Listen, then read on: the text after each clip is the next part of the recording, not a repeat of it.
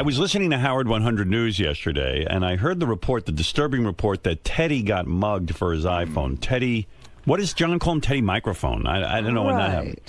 Teddy just got married. Yeah, it turns out he was on the subway, and he says like a pack of wolves, like 7 guys descended on him and tried to fight him. Grabbed his iPhone, and then he chased them, and they turned around and looked at him, and they said to him, "Hey, Teddy," or whatever. They knew him? No. They said, "Hey, look, guy, stop chasing us. You're being foolish." Like they almost said, like, "What do you want to get your ass kicked?" Asking for trouble. And Teddy thought about it, and he said, maybe this guy's giving me good advice. But the odd part of the story, and why I want to speak to Teddy, because this is upsetting to me. Teddy has one of those apps where he can track where his iPhone is, exactly where it is. He says, "Here it is. I know exactly where my iPhone is." And so why is he chasing them? Well, he called the police, and the police wouldn't do anything about it. He said, "Would you send a car over there and get my iPhone? There's been a crime." Well, this is horrible because obviously these people are predators. Yeah, I don't understand that. I mean, here we have the technology to get the guy's iPhone back and catch a bunch of marauders. Why would the police not? I don't understand his story. It doesn't add up. It doesn't make sense to me. I believe the police would go check it out. Why not? They're doing the stop and frisk thing. This is obviously people who are up to no good. Gary, when does Teddy come in so I can talk to him about this? Or is he not here till late in the show? Gets in around 8, Howard. 8. Do you know anything about that story? No, but Jon Leiberman's here, and I think you may have a couple of the facts wrong. Oh, all right. John, come on in. This is Jon Leiberman. He's made his bones on the Tim case where Tim shit in the bathroom, and he... now we look forward to every report. He did DNA swabbing and all kinds of things, and all of a sudden he's like top reporter around here. Jon Leiberman got 18 on the ugly meter. Yeah, a lot going on around here. Yeah. Who knew?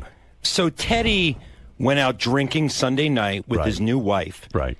And he ends up turned around on the C train in Manhattan, headed the wrong way. Mm-hmm. So he's headed to Brooklyn. Okay. He gets off the train. He's discombobulated. Next thing he knows, there's 7 or 8 guys poking at him, reaching in his pockets, trying to mug him. Right. They end up getting his iPhone out of his pocket. Right. But they don't take his watch or his wallet. Or his wallet. All or right, anything. so far I'm with you. I think I got the facts straight. Then he gets back home and he calls the police, but the police say they want to come to his house and do the report and everything, but he was drunk and kind of out of it and said that's why. Okay. Said I don't really I don't feel like dealing with this right now. So then he uses the app on the iPhone to locate his phone, and he sees it sitting on Fulton Street in Brooklyn. Right. For hours and hours, and then he wants to go back. Yesterday morning he told us he wants to go back and find his phone. Vigilante style. Yeah, I heard that. Yeah. And we advised him that it's probably not the best idea to do that. Well, why won't he? So the police are not at fault. They came over. They were ready to come right over, take the report, and get the phone for him, and he didn't do it. The police are not at fault. No, not at all. Not at all. That's what I said, because it seems to me the cops would be all over this. Well, look, I mean, people get their... Where is his iPhone now? Is he still able to track it on his iPad? Yeah, he's still tracking it on that app. Now, why won't he call the police now? Well, he says he was considering it. He says that he will call the police and actually go through and file the report. What is he going to wait, a month? I used to think Teddy was kind of a sensible guy. And that makes no sense to me. Well, then it's his fault. He'd rather go out on his own and try and tackle these guys and get killed. Yeah. I mean, he was saying back there yesterday, that he wanted to go and. Why don't you, as a reporter, go see who the guys are and interview the guys who took his phone? Well, people on Twitter were like, go out and live tweet finding Teddy's phone on Fulton Street in Brooklyn. Yeah. So do we know where Teddy's phone is right now? We know exactly where it is. Yeah, we know exactly. We know approximately the block it's on in Fulton Street. It's sitting in some guy's apartment blinking. Hey, while I got you here, yes, I mean that story makes no sense to me. I don't understand it. I don't understand why he's not calling the police. But can you imagine being that drunk? No, I mean you can't even call the police. You can't get involved. How drunk are people getting also? What is he that? did. The interesting thing is he did call the police, but once he found out it wasn't going to be a snap-your-finger process, I mean, they had to come out, write a report, and everything like that, and he just said, you know what, I'm going to bed, I'll deal with it in the morning. And then in the morning... He didn't deal with it. He still hasn't dealt with it. That's just odd to me. That's a fascinating man. I would like to interview him about that. Well, I would also... I mean, was his wife with him? Yes, his new wife was with him. And I believe that Sarah, Tim's assistant, was there as well. Right. Because they're all very friendly. Right. And it was, it was a party. It was a Sunday party. I understand they went to brunch and they were drinking all day. And sometimes, when you go the wrong way on the C train, you can get into trouble. You're so drunk you don't know how to get home. Right. He probably, was out of it. So, and not one of them knew they were going the wrong way on the C train. Well, it was just the two of them. It was just Teddy and his wife. At that point. And, when these packs of gangs, these groups, I mean, they can smell blood. I mean, they could see that Teddy was drunk. No, they can smell booze. And they can smell booze, exactly. So they pounced on their prey. They found, that he was weak, and they got his iPhone. Yep. Luckily, he wasn't hurt. He had a little bruise on his head. But well, I still say you should call the police. He could easily get his phone back. Yeah. And the imbeciles who took the phone. Well, the longer he waits, the more ridiculous it is. Something's up with that story. I don't know. I don't get it. Maybe it wasn't a pack of guys. Maybe it was one dude. And one little dude, and Teddy's afraid to say that he couldn't defend himself. Why wouldn't you call the police for your phone? It's a $700 phone. Teddy says he actually ran after the guys after they took his phone. Yeah. He ran after them, and one of the guys said, dude, just go home. Right. Almost like, right. Don't, no, what are you doing? Advice. Yeah, you're going to get your ass kicked. Yeah, the thugs were giving Teddy advice in his inebriated state. They felt state. bad for him. Yeah, yeah. I think they felt so bad for him, that's why they didn't take his wallet or his watch. Well, yeah, that doesn't make sense to me either. The wallet and the watch. But, all right, I want to hear from him. But you bring him to me at some point. We'll give him a grilling. And I believe you covering the story when he goes to the police and being part of the chase down with the police, you would be terrific go on the that ride. beat. Oh, yeah, we'll be there. You'll be on the ride. We'll be there for all of it. All right, real good. Okay, keep me posted. Oh, while I got you here, let me ask you another thing. Sure. Did you do the toe fungus Gary report? I did not. That was a Lisa G. That's her beat. Lisa Gary's G. toe fungus. Gary's toes or Lisa's beat? Yeah, I got to tell you, because I was so curious when I heard that story, because Gary was at my house over the weekend. And, of course, he goes in my pool. And I noticed his toes looked absolutely horrible. He's got his fungus back? He had laser treatment. I thought he had gotten rid of it, and it was like one of the toenails was like almost sticking up like in a weird way and look rotting. Ew. But on the report it said that he put on some sort of cover-up thing that makes his toes look normal, but they look nothing like normal. What is he putting on his toes? There's some sort of medicine, and the medicine is administered by a thing you put over the nail, and when you put it on the nail, it makes your toe look normal. Why doesn't he get rid of this fungus? When you were at my house, was that before you put this new cover-up on your nail? That is true. There's before. Oh, man. But I never saw anything nastier or gnarlier than that toe. I think it's funny because they probably were. I've been at your house 3-4 summers in a row. This is the healthiest I've ever been. It's only the one toe. One toe, and but oh my God, Gary, that toe has some fucking look. I mean, it is. You cannot. What does it look like? It looks like, to me, I looked quickly because I didn't want to bum out. We were having a good time, and I didn't want to concentrate. But the whole time Gary's in my pool, I'm like, I hope that shit doesn't spread to me. It doesn't. Mary and I had a long discussion. Mary's like, you've had this for like 7 years now, right? And she's like, we use the same shower and everything, and you don't. I don't think. I mean, it can spread that way, but I think I got it from I don't know, like sweat in the socks or running. That's what the podiatrist said. No, it's unbearable to look at. And Gary's toe, it's the big toe. I don't know which foot it's on. Both. The big. So it's the one toe on each foot? That's right. I looked at one and I went, oh, I looked away. And then, because I was talking to him, we had a good time. Right, Gary? And the big toe, and then it looks almost like the nail is lifting off the foot and it's sticking almost straight up in the air. It's weird. Yeah, I think you must have glanced and seen that, but that's not what it looks like. What does it look like? It's just discolored. You want to show? No, but doesn't it stick? It's like all it's not. It's not super thick. No, it's not any longer. You know, I keep them trimmed. It's not any longer. It's not sticking up. It's just discolored. Not bubbly. Should we see it? It's well, like, now you would know because now it's been. I have this weird process where it's cosmetically covered up. It's cosmetically covered up, but the cosmetic stuff that they use also has medicine in it that's treating it. Oh.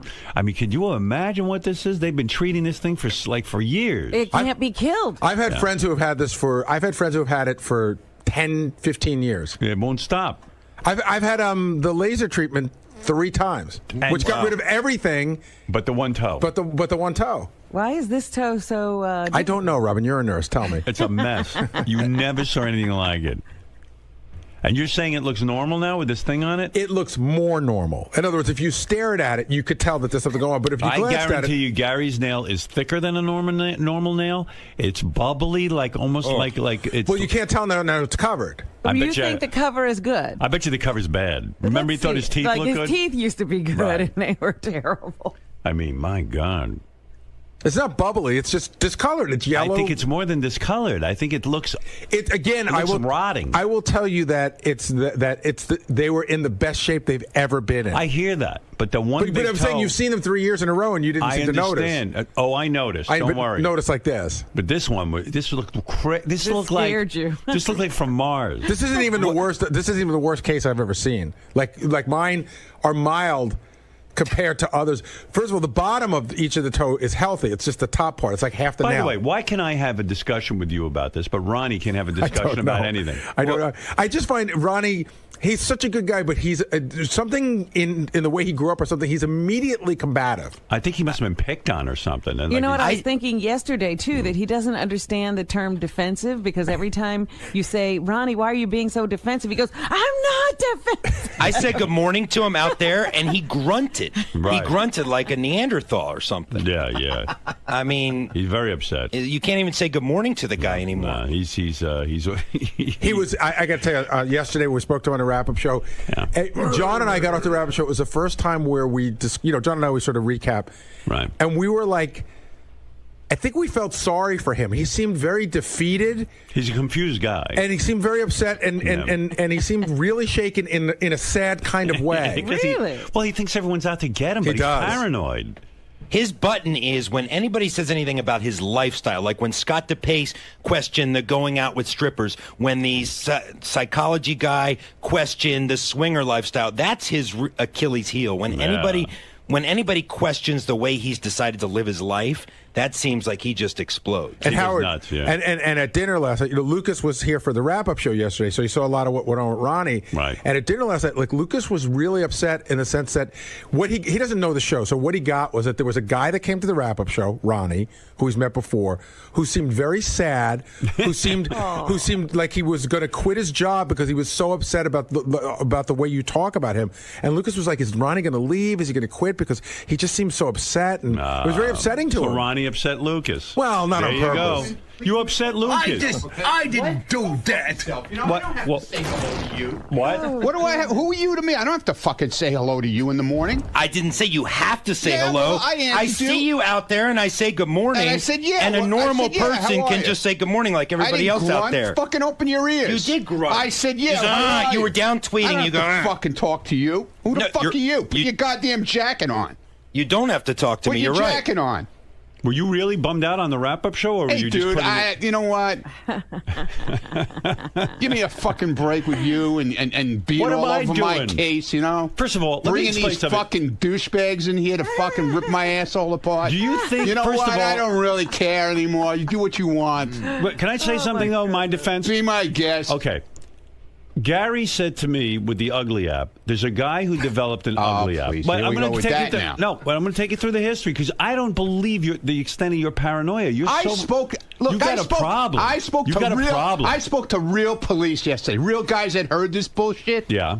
This guy, they hear guys like this every day of the week in the police academy, and they know nothing. Okay, They're all right. fucking book smart. That's all they are. They never spent a day on the fucking street. They don't know about security working with people. Okay. Fuck him. Okay. Okay? Fair enough. And fuck Wolfie, too, because half of that shit that was in that thing was written by him. He knows all. They all Gary, know did about Wolfie the show. write any of okay?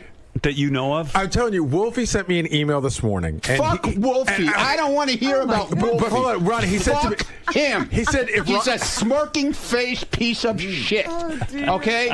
Fuck him. Can Gary get out a sentence? No. Oh. Wolfie just said, I Fuck Wolfie. No, go ahead. What did Wolfie say? I'm curious. He said, I swear to you, Oh, yeah. I met this Everybody guy, swears. and he did a profile. He goes, I would, in no Profile. way, shape, or form did I write what this guy, the profiler, had to say. Look, and he also I don't said, believe- Club I don't foot, bel- him I and his don't- club foot shoes and shit. What about a Fuck club him. foot? He's with his I have no idea what he's fucking talking club foot Club shoes he foot. wears. What are you talking about? That fucking guy was in here. He's a fucking douchebag. But I mean, listen. The profiler? Is that who you're talking Yeah, that's about? what I'm talking about. The profiler. But listen. The guy who listened to the show since 1985. That's how he knows about everybody here. Yeah. well, Fucking asshole. But I mean, I could write the same profile. But Ronnie, here's my point about you. What are you looking at? Well, you're exploding. problem. You're about to explode out of I'm your not suit. exploding. Ron, try to follow me on this, and if I'm wrong, I'm wrong. But the guy said really weird things about me too. But I listened and I didn't Good. explode I'm because happy for you, man. I mean, it's true. I wear condoms, and he's saying that I have an intimacy issue with my wife. That's pretty insulting. But you've talked about that on the air. And so have you. That's what I mean. You've talked about security a million times. So how does this? No, I don't. No, I don't. But everyone knows you're the brag security about guy. what my fucking credentials are or anything else. You don't do that kind of shit. But you get so angry. You keep your mouth shut. You're the only one who gets angry. I'm going to stand there with my hand on my heart now. What the fuck is that? I don't know. You get so angry, though. So say to the guy, hey, I don't believe that. Fuck him. I don't have to come in and fucking patronize him. Fuck him. And I heard the wrap-up show. Do you really think that I orchestrated the ugly app so that you would get a 0.0? I didn't say anything about the ugly You said app it on the yesterday. app, on the wrap-up show. You said in the wrap-up show that you thought that, not that Howard orchestrated, but that it was orchestrated against you. I said that a long time ago. So I didn't have to say it on the wrap-up show. So you think every bit is orchestrated about you? No, I said it back then, dude. He thinks every bit is orchestrated. Ronnie Why does believes everybody have that to get every him? bit. Yeah, because you know it fucking riles my ass up. I had no idea that you'd Yeah. get a 0.0. Whatever, dude. I don't care. How could anybody You predict know what? that? I'm going out in the hall. I'm doing my thing. Yeah, because you left can't alone. handle it. Yeah, right. I can't handle Howard, it. can I make can't- a, you can go I- I can't handle it. crazy. No, Can I make a because small these guys point? are full of shit. Somebody tweeted last night that yellow book, Security for Dummies, and Yeah, Ronnie and I retweeted it. Ronnie Man, that's my retweeted fucking it. handbook. He said, "This is my handbook. It's That's one of those right. yellow And you know Security what? for Dummies book." Can I It was finish? securities. It was for fucking. What are you getting so close it to me was for? the fucking stock market. It wasn't even real securities. Oh, securities. Yeah, the securities, exactly, not stupid. security. Read Hey, the Howard, fucking, I was read getting the to cover that, of the but you book started right. to attack Fuck me. you. I didn't attack you. Put your jacket on. What are you doing without a jacket? This was an Don't come impromptu out here visit with- in the Don't come in here studio. without a jacket. I wasn't planning on coming God. in. Well, Can I- don't Howard, come can I in just without make a one small jacket, point? you know? Yeah, sure. You look Okay. like a bum. Ronnie on the wrap-up show yesterday said that they singled him out. I said, well, why would Wolfie single you out? He said, because it's good radio.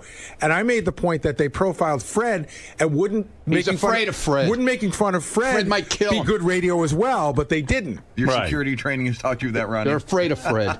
And then he's got an explanation. Well, I mean, you had a meltdown on the wrap-up show. I had no I idea. didn't have a meltdown. You sounded like Lucas. I didn't have any fucking meltdown. You scared Lucas? No, I didn't scare Lucas. You scare small I wasn't children. even yelling. Something's dude. going on because the past week you've been. Yesterday I Don't asked you worry about about your me. new. I asked you about your new car and you jumped down my throat. Oh, it's not your business. He has some kind of new pace car, It's all not your- all painted What? up. It's not that your my fucking sources business. told me. Your sources and I, told me.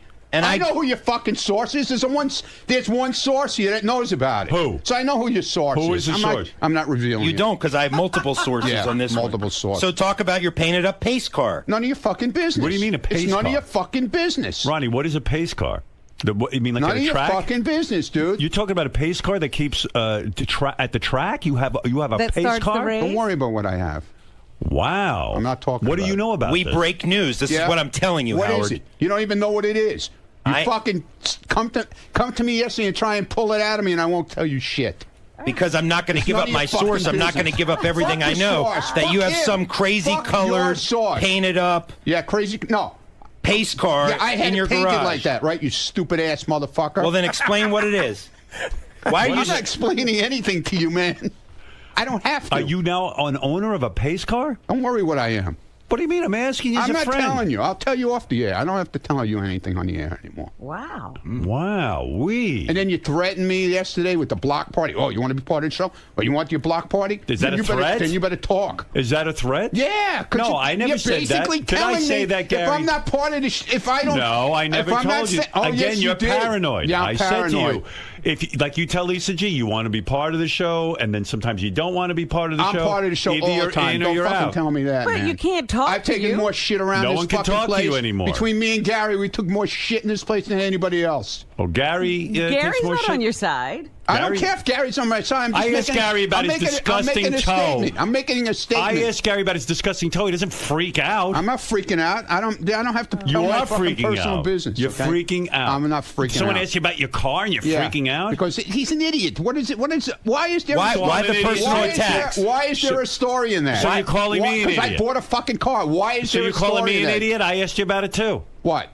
I asked you too. What's a pace car? I don't wanna I'm talk. not gonna- So I'm an idiot too then, I guess. You're calling me an idiot. Whatever.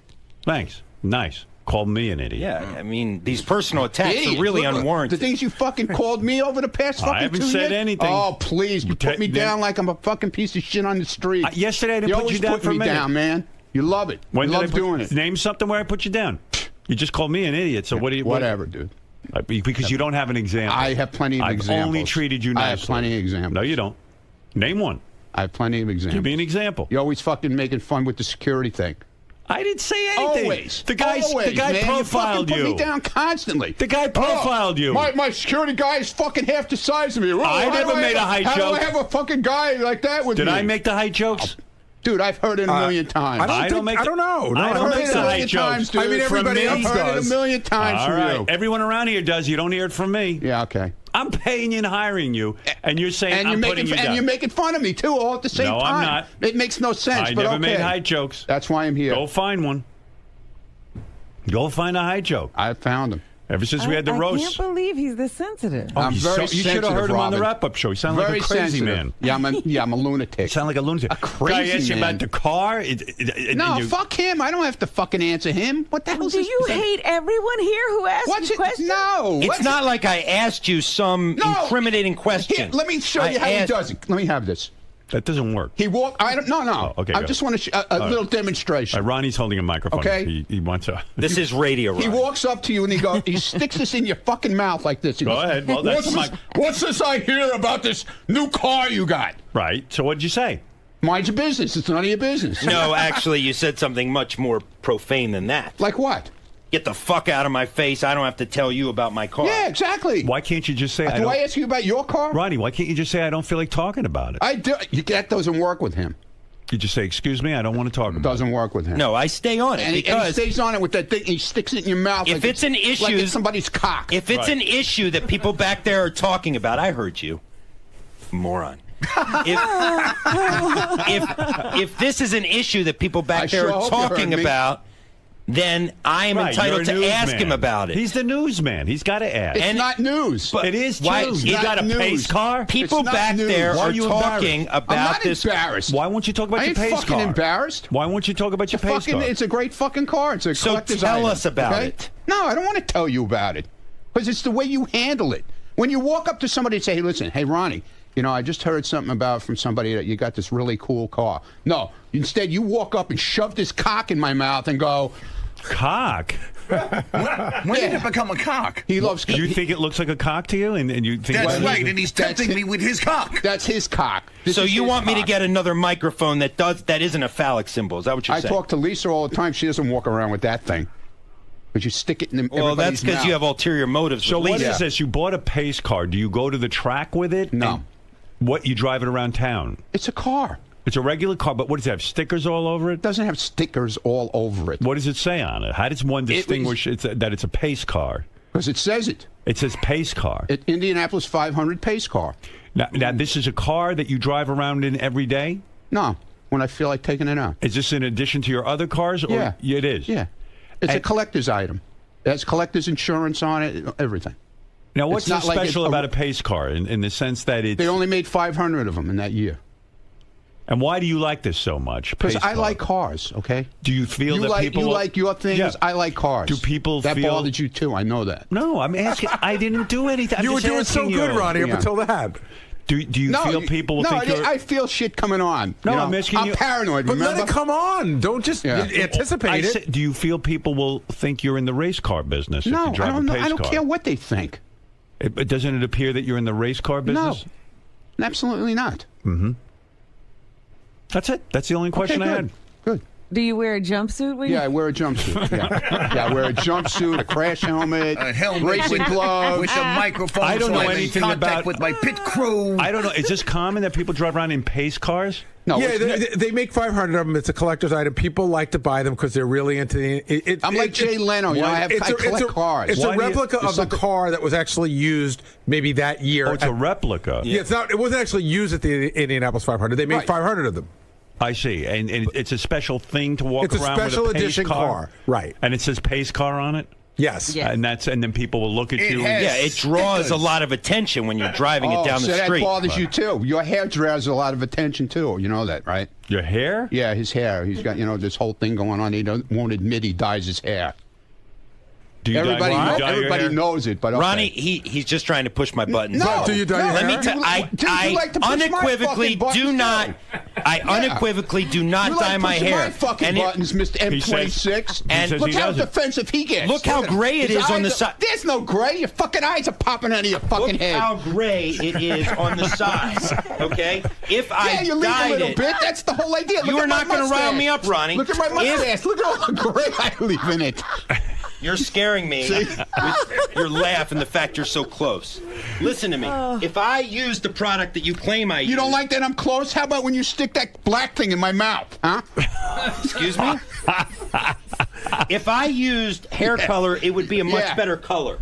No. It is gray on the sides. No, you try to make it more natural looking, but, you're not doing a good job. I swear, you're not doing on a my good job. child, I don't dye my hair. Well, there you go. So there you go, Ronald. Are we done? No. You always you came in here. How is it attacking you? I was out there minding my fucking business. How is it attacking you? Here's Wolfie. Let's find out. I'm not talking to him. Hey, Wolfie, how you doing? I'm leaving for this part. What is it, Wolfie? Sorry. Here he goes. Sorry. Oh, you're such a baby. Yeah, Just I'm a listen baby. to Wolfie. Yes, I am. So what do you have to say? Maybe he wants to apologize to you. No, not him. He's a fucking smug.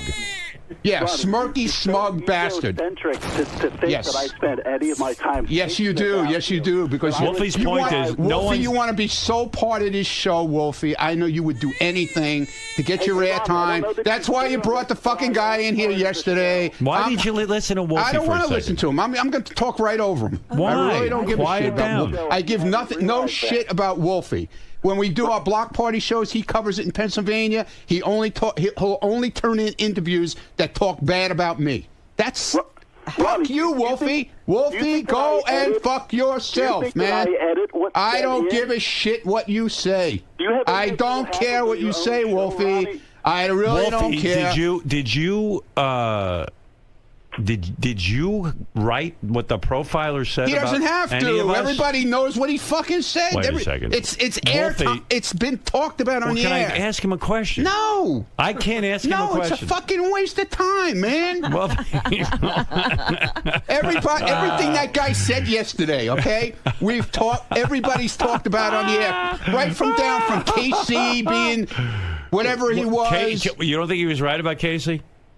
That's what I mean. Everybody knew that. Right. He wasn't saying anything. We talked about it on the air. That crazy. You are a paranoid baby, Yeah, well, you said that yesterday too, Wolfie, okay? You just want to be here so bad, I understand it now. I understand it, Wolfie. Wolfie, it's fine. I'm glad you got in here yesterday. I'm very happy for you. Wolfie. But you know what? You're not here every day, and I know you're going to cry about that. So Wolfie. it's fine. I don't I don't need to be there. Oh, you do need to be here. You need to be here in the worst way because I know you beg for a job here. I know you beg for a job. You beg for a job here, Wolfie. You beg for it. Ronnie, you beg for it, dude. You won't let Wolfie talk. No. What is that? Is that your thing? You I filibuster? You talk over everyone? Is that your thing? What? So it's okay for him to fucking it shows walk you're all insecure. over me. Well, I am insecure. Well, let's hear what he's got to say. I don't want to hear what he's got to say. I don't care. That's the whole thing. I care. Well, good. Then you can listen to it. I don't have to listen to it. Why do I have to stand in and listen to something I don't want to listen to? Why? Why do I have to listen to it? I don't have an answer for that. I could be in my pace car. Yeah, exactly. All right, Wolfie. I can't hear what you're saying anyway. So have a good day, Wolfie, and you'll keep trying to get a job here. Marianne from Brooklyn, you're on the air. Hi, Howard. This is the best ever. Ronnie, you know I love you. Howard, he stands up. He's 60-something years old. He watches you back at AGT. I'm watching him from the box. I don't have a problem with him. He can't communicate with anyone. A guy comes in here. I communicate fine. Ronnie can't handle talking to anybody. I don't never want saw to anything talk like it. It's old school. He was born he's more like my age, and he feels very defensive, and I think everyone's sort of picking on him. Maybe you're right, Joe. Go ahead. You're on the air. Ronnie, you are such a baby. Yes, I am. Of course. Ronnie, here's my point. Go ahead. Man, you bust balls around there nonstop. Somebody. Wait a minute. I bust balls around here? Yeah. How do I bust balls around here? You're constantly joking with people and playing around. There you go. Yeah. Joking. There you go. No, joking. you walk up to people, you tell them to fuck off, and you say you're joking. But the people don't know you're joking. Oh, they know. Please. They know me long enough. You bust balls. Yeah, okay. Everybody busts balls around here. Well, everybody. So you should take it a little bit. And I don't think that guy yesterday was busting your balls. I take it from the people around here. I don't have to take it from outside people, dude. I take it from you. I take it from everybody here. Nobody gets their balls busted. Is this a case that you can dish it out, but you can't take it? No, that's bullshit. I take it. You can't tell me I don't take it. All right, let's go to Clayton. That's horseshit. Clayton, what do you have to say? You don't take it gracefully. No, maybe I don't, but I take it. You got to calm down. You're going to have a fucking heart attack. Yeah, no, Clayton, I'm going to blow another eyeball. Yeah. You know? Yeah, well, now I see why your eyeballs are blowing out of your head. Clayton, go ahead. Hey, Ronnie, you got the 82 Vet or you got the Buick Grand National? Neither one, dude. It's the Come on now. Neither one. I'm serious. It looks like a Corvette to me, the one I just saw. Well, that one he says he doesn't I'm saying it's a Corvette, but it's not 82. Oh, Ronnie, it's a Corvette. I'm sticking up for you. It's a very sharp car. By the way, it's very sharp. It's not 82 pace car. It's a 78 pace car. Wow. Okay, man. No, not mine. But I'm just saying the pace car he's talking about is not an 82. It's a 78. Silver and black two-tone. Ronnie, are you upset with the source for telling Jon Leiberman about your car? You know what? It's part of the deal around here. I know who it is. I definitely know who it is. Who is it? I'm not saying. Who do you think it is? I definitely know who it is. I'm wondering. Is it Richie? I'm not saying anything. I just said I definitely know who it is. Richie Wilson. I didn't say anything. I'm asking you. Who's the source? So you don't know? Because you would identify. Okay, I don't know. Okay. I don't. Said it was not me. Was not Richie? Did not say a word. I didn't say it was Richie. It was multiple sources anyway. I didn't say it was Richie. It was multiple sources anyway. Who are you suspecting? Good for you. I'm not. Why are you not telling me that? I don't care. I care. I don't care. Who do you suspect? I don't suspect anyone. So maybe you don't really know. I don't really know. You're right. I don't know. You don't know? I don't know. Don't know. Oh, wow. Boy, oh boy, you worked up. Yeah, I'm worked up. I mean, I've never seen you this worked up. Yeah, well. I mean, it's unbelievable. And the things you said about me were fucking terrible. bothers me when a fucking retard comes in here with club feet and fucking tries to rip my fucking ass apart about the job I do. He knows nothing about the job I do and how I handle people, really handle people when we're in a situation. So he can go fuck himself. Do you think... He never handled a situation in his life. Here's a note I just got. Ronnie talked about the pace car at his last party, and Jon Leiberman was there. So what party? Who needed a source? I don't know. I actually don't remember hearing about it there. Maybe I did talk about it that day. Whatever. That's what I'm saying. He's my source. Let me see. Let me see if that's the right picture, Gary. Is that Ronnie's pace car? Let me see it. Is that your pace car? Let me see it. Pace car. Absolutely not. Absolutely not. Absolutely not. Nope. Can you imagine him driving around in his pace car? How often do you do that? I'd like to see that. When the sun shines. Yeah, well, tonight's He doesn't day, take you it out. take It'll it come out out. in the rain, or it'll never come out in the rain or the snow. Do you drive it at high speeds? No, absolutely not. When do you, how fast can your pace car go? Must be able to go very quick. It's a Corvette. It goes as fast as a Corvette goes. What's the top speed it can go? I have no idea. I never tried it. Have you used it on any bridges and tunnels in the city? What? Have you driven it into why, any you're gonna go tunnels? look at cameras? Yeah. No. No, I haven't. No, I haven't. Because I never even... It came from Kentucky and it came on a truck. So I've never brought it across a bridge yet. Okay? Was it delivered to your home? Why is that? Well, look at you. Your fucking eyes are popping out of your head. Why is that so interesting to you? Was it delivered to my home? No, it was somebody dropped it in the middle of the street somewhere and left it there. And they called me and said, "Oh, your car is in the middle of the street. Go get it." What is wrong with you? I'm a reporter. I do does Howard details. 100 Yeah. News. Well, then why don't you work on your details? He does. Because obviously, Ron, you're not he working does on Howard, your details. He does Howard but 100 he's not News. working on his details. He because is. He's asking you. If he had a story, he should have came in here with all the details, pictures, Well, he's asking everything. you. He's not a fucking reporter. Well, he's not gonna go to your Bring home and Steve spy on- Langford back. He got fired from his job. You're telling he him- needs a job. Bring him back, will you please? Oh, now you're trying to get me fired. Go pack your fucking bags. Now you're trying to get me fired. I told you that.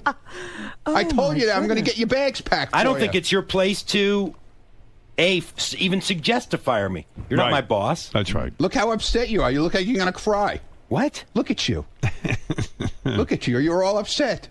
You can't take because it. I You can't don't take want it? my You reporting can't take question. it? I don't want my reporting question. Oh my God! I don't. Did I not have a story? No, you have no story. It is a story. You don't have a details. pace car. You have no details. You don't even know what fucking color it is. Why do I need to know what color you it don't is? want him spying on you. Because you're going around there. Is it orange? Is it pink? Is These it are black? called Is it questions. purple? Reporters ask questions, Ronnie. Yeah. He doesn't know all the answers. He Well, then has let a him- source. Before he comes in and makes a statement, he should have the details. What? He's a reporter. But he's asking you. You're the guy I'm running not the fucking car. telling him John, how to shit. do Look, his I'm job. not going to break down the fundamentals of how to be a reporter for you. Okay? If I won't tell him the details, isn't it my his God, he's a job? lunatic. All right. Wait, listen, wait. This is crazy. Isn't it his This is job? crazy. This is Isn't it crazy. his job to go out? If I won't give him the details, Ronnie, A report- he's not going to go You want him- spy on you. Dude. It's not. He's Well, not now that I kind of might. thing. He just asked you a couple of questions. You're getting so fucking defensive. 'Cause What's- Let me guess. You want a portion of the guy's book proceeds from yesterday, right? Just like you wanted no, I don't some want, of the ugly dude, app I guys. don't want proceeds. anything from him. Believe me. listen, At the last thing I want is something from him. Go I put have to your go jacket back on. to work and put, work. Put your jacket on. Go find out what color my car is. Go ahead. Oh my God. Go ahead. Do some work. You really want me? Do some work. Go ahead. Sounds like a challenge. Yes, you'll have to break into my garage then, and then you'll go to jail. There are other ways. You'll go to jail. There are other ways. You'll go to jail. He's going to sit out and watch and with a camera and photograph you. You don't want that. I got people everywhere. He's going to stake You got out. people nowhere. Brian, go ahead. People everywhere. Oh, listen, will Lisa G please fuck Ronnie? By the way, I'm pent up. no. I would love to have that all go down too, because that would be great. All right, thank you, Brian. Listen, Ronnie, thank you. You're welcome. Have a nice day. Thank Enjoy you, your Jon day. Lieberman. Have a nice one. I still say John's a great reporter. I'm sorry, Ronnie. That's good. I'm glad. All right. I'm happy for you. Wow, that was some interview. He's amazing. Oh my God. Oh yeah. Anyway, I was trying to tell you about Gary's toe fungus, but I do Right, have to. that got gobbled up in the Ronnie I'm match. sure did. What is it, Carl? Hey, Howard, Ronnie's a bitch, man. Who flies off the handle like that as a security professional? Think you got off-duty cops with you. He would get rolled up in a heartbeat. He get that handlebar mustache punched right off that fucking face if something really happened, man. Thank God you got real cops with you. All right, listen, Carl. Thank you. Thank you. He'll come running back in here screaming.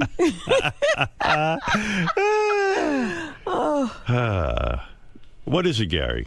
That's the car. Oh, that's Ronnie's car? It's got more than a decal on it. Oh, my God. It's a No, whole those thing. cars are really painted up. Official pace car. And then it's got Corvette written across the glass. Because I forget what Everything kind of but car it Ronnie's is. name is on the car. Yeah. Fred, you were into cars. Do you understand this at all? mean- I don't get the whole Indy car thing at all. Right. I mean, I think it kind of looks retarded. You think it's silly for a guy that age to be driving around? And he's got that in his garage now. I know. It's kind of like, it's like an adult version of like a Power Ranger or something. What does a thing like that cost? Is that an expensive? It's funny. It is because they probably get you when it comes out. I don't know the collectability on those cars, to be perfectly frank with you, but some of them don't necessarily go for any more than a regular. I think there's collectability because it's 1 of 500. So if you can find someone who's interested in it, then they probably Right, it has to be the same kind of. But the only thing I think that makes it distinctive that Ronnie has are the decals. Yeah, but I wouldn't want to drive around with stuff written all over my car. But I don't even want to have like a vanity plate. Right. But and the whole thing is when you drive around in a car like that, everybody's looking at it, wondering what it is. Well, also, you're driving around and people are assuming you're something tied in with the race car community, Well, right? sometimes you don't even, because I always see, guys with race cars on a flatbed as they're coming to and from races, and everybody on the road is looking at the car. Right. Well, Ronnie will be driving this thing, so everybody will be looking at Ronnie. That's and what won't he they wants. assume he's a race car driver of some kind? Well, when you look at him, I'm racing in the HOV You're sure lane. that's not the case. Right. No, but I mean, it's sort of like if I... It assumes involvement. It's like if I wore a David Letterman jacket. You would think that I worked on the David Letterman show, right? Right, but and then people would walk up and go, "Oh, what do you do on the David Letterman show?" I go, "I don't do that. I like the jacket." That's a perfect example because you could buy those in the gift shop next to Letterman. Right. Right, but I don't think Tony Stewart is driving around in a pace car. That's what I mean. Probably like that would be like me driving around in I don't know. A milk truck. Yeah, I mean. yeah. Are you a milkman? You're a milkman, aren't you? I just worship milkmen. For your information. Yeah. I am like a brony with a Corvette. For your information, okay? Is this the car? Tony Stewart owns a bunch of cars like that. He does? He collects He doesn't them. drive around in them. Yes, he does. But he's a race driver. But he belongs in one of those. Yeah. That's what he does for a living. He What do tells you have you to- that, Ronnie. What are you talking about? In other words, let's say I like the milkman industry, and I drove around in a milk truck. Why is this such a... Or one of those ice cream trucks. I love the ice cream. Why do you buy every new phone Do you that sell comes out? Mr. Why do you Softy? buy every I buy a new fucking phone because I want to be up on the this is latest something- technology. this is And it also something you works. like, Yeah. okay? This is something I like. Right. And that bothers you, too. See, I don't get that either. No, I'm trying to understand No, it that. bothers It doesn't you. bother because me. you're making fun. You're making fun of it. I'm not. I'm asking. You are. You're making fucking fun of it. You assume it asking bothers you. You assume asking a question. You owned a Corvette for 3 days and you got rid of it because didn't like it's it. not your thing. Right. This is my thing. I like cars. I'm sorry it bothers you so much. All right. Fair enough. Thank you, sir. You can't have a conversation with him. You can't because it's unfair, dude. It's unfair to talk to you. I could do this You all day. attack my I know, character. he's so You attack my height. You attack my job, and now you attack my car. You've gone too far. You know what it reminds me of? Imus wears cowboy outfits, but he's not a cowboy. Right. But he likes it. He walks but it's- around in that duster, and Yeah. you expect him to pull a 6-gun on you. You think it's like Clint Eastwood from a spaghetti western, and like Imus walks around in that Cowboy hat. get up. And you go, well, like, if you didn't know who he was, you'd say, oh, sir, what ranch do you work on? And, What rodeo do you ride? Right, for? right. Yeah. Are you a rodeo rider? Are you with the rodeo? You would say, and he'd go, no, what are you talking about? Don't say that to me. I just walk around like this. Right. And Ronnie walks around like a race car driver. All right, listen, I'd love Sometimes I put on a dress and pretend to be Danica Patrick. Ron, Yeah. why react this way to stories? I mean, you're only perpetuating the story. You're only keeping Scott's it going. trying to figure out my car. Forget it. He figured it out, he says. Yeah, what is it? 95. Well, anything's possible. Fair enough. Ron, Yeah. why keep a story moving like this? Yeah, If now, see, Lieberman will run in there now because somebody else did the work for him. I don't give out any. Somebody else did the work for him now. He'll go in and say to Scott, could you print me out a picture of the 95 now? Good. He came in to me with it. Yeah, but I'm saying Lieberman didn't do that. That's his job to do. Not somebody who works in the office back here. Ronnie, why act so closely guarded about the story? Why not just own up to it, give your information, and move on? I mean, you know Why how should things, because you know how things work around here. You're making it. Business. You're making it worse. It's not his fucking business. You're making it worse, I have Ron. people out here. Get the fuck out of here. I have a job to do. John, why do you think this has set him off so much? I mean, what's going on with Ronnie?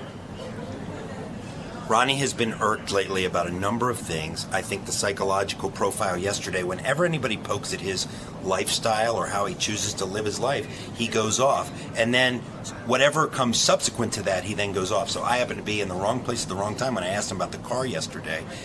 And a reporter's job is to probe. We ask questions to find out the truth. So I knew, Ronnie confirmed that he got a pace car. I didn't know all the details, but I knew the way to get the details was to bring it up on the air with Howard. And look, now we have the details. We have the year, we have the make, so Ronnie is just angry. I mean, that's no breaking news. All right, Robin, it's time to hear from John Hein. Johnny boy, come on in, pal, and tell us what's going to be on the wrap-up show. Wrap-up show has been on fire. Lest anyone think it's been not on fire, you're wrong, because yesterday's show with it is Ronnie Mund going at it. It was unbelievable yesterday. Yeah. What are you going to be talking about today? You think that something is up with Teddy Microphone getting mugged and losing his iPhone. It's just weird that he doesn't call the cops and get his phone back. Where is that fucking guy? Yeah, he's here now. He's here. Explain that. Teddy, come here, just real quick. I don't want to spend all morning on it, but I wouldn't mind an explanation. I started out at 6 o'clock in the morning with this.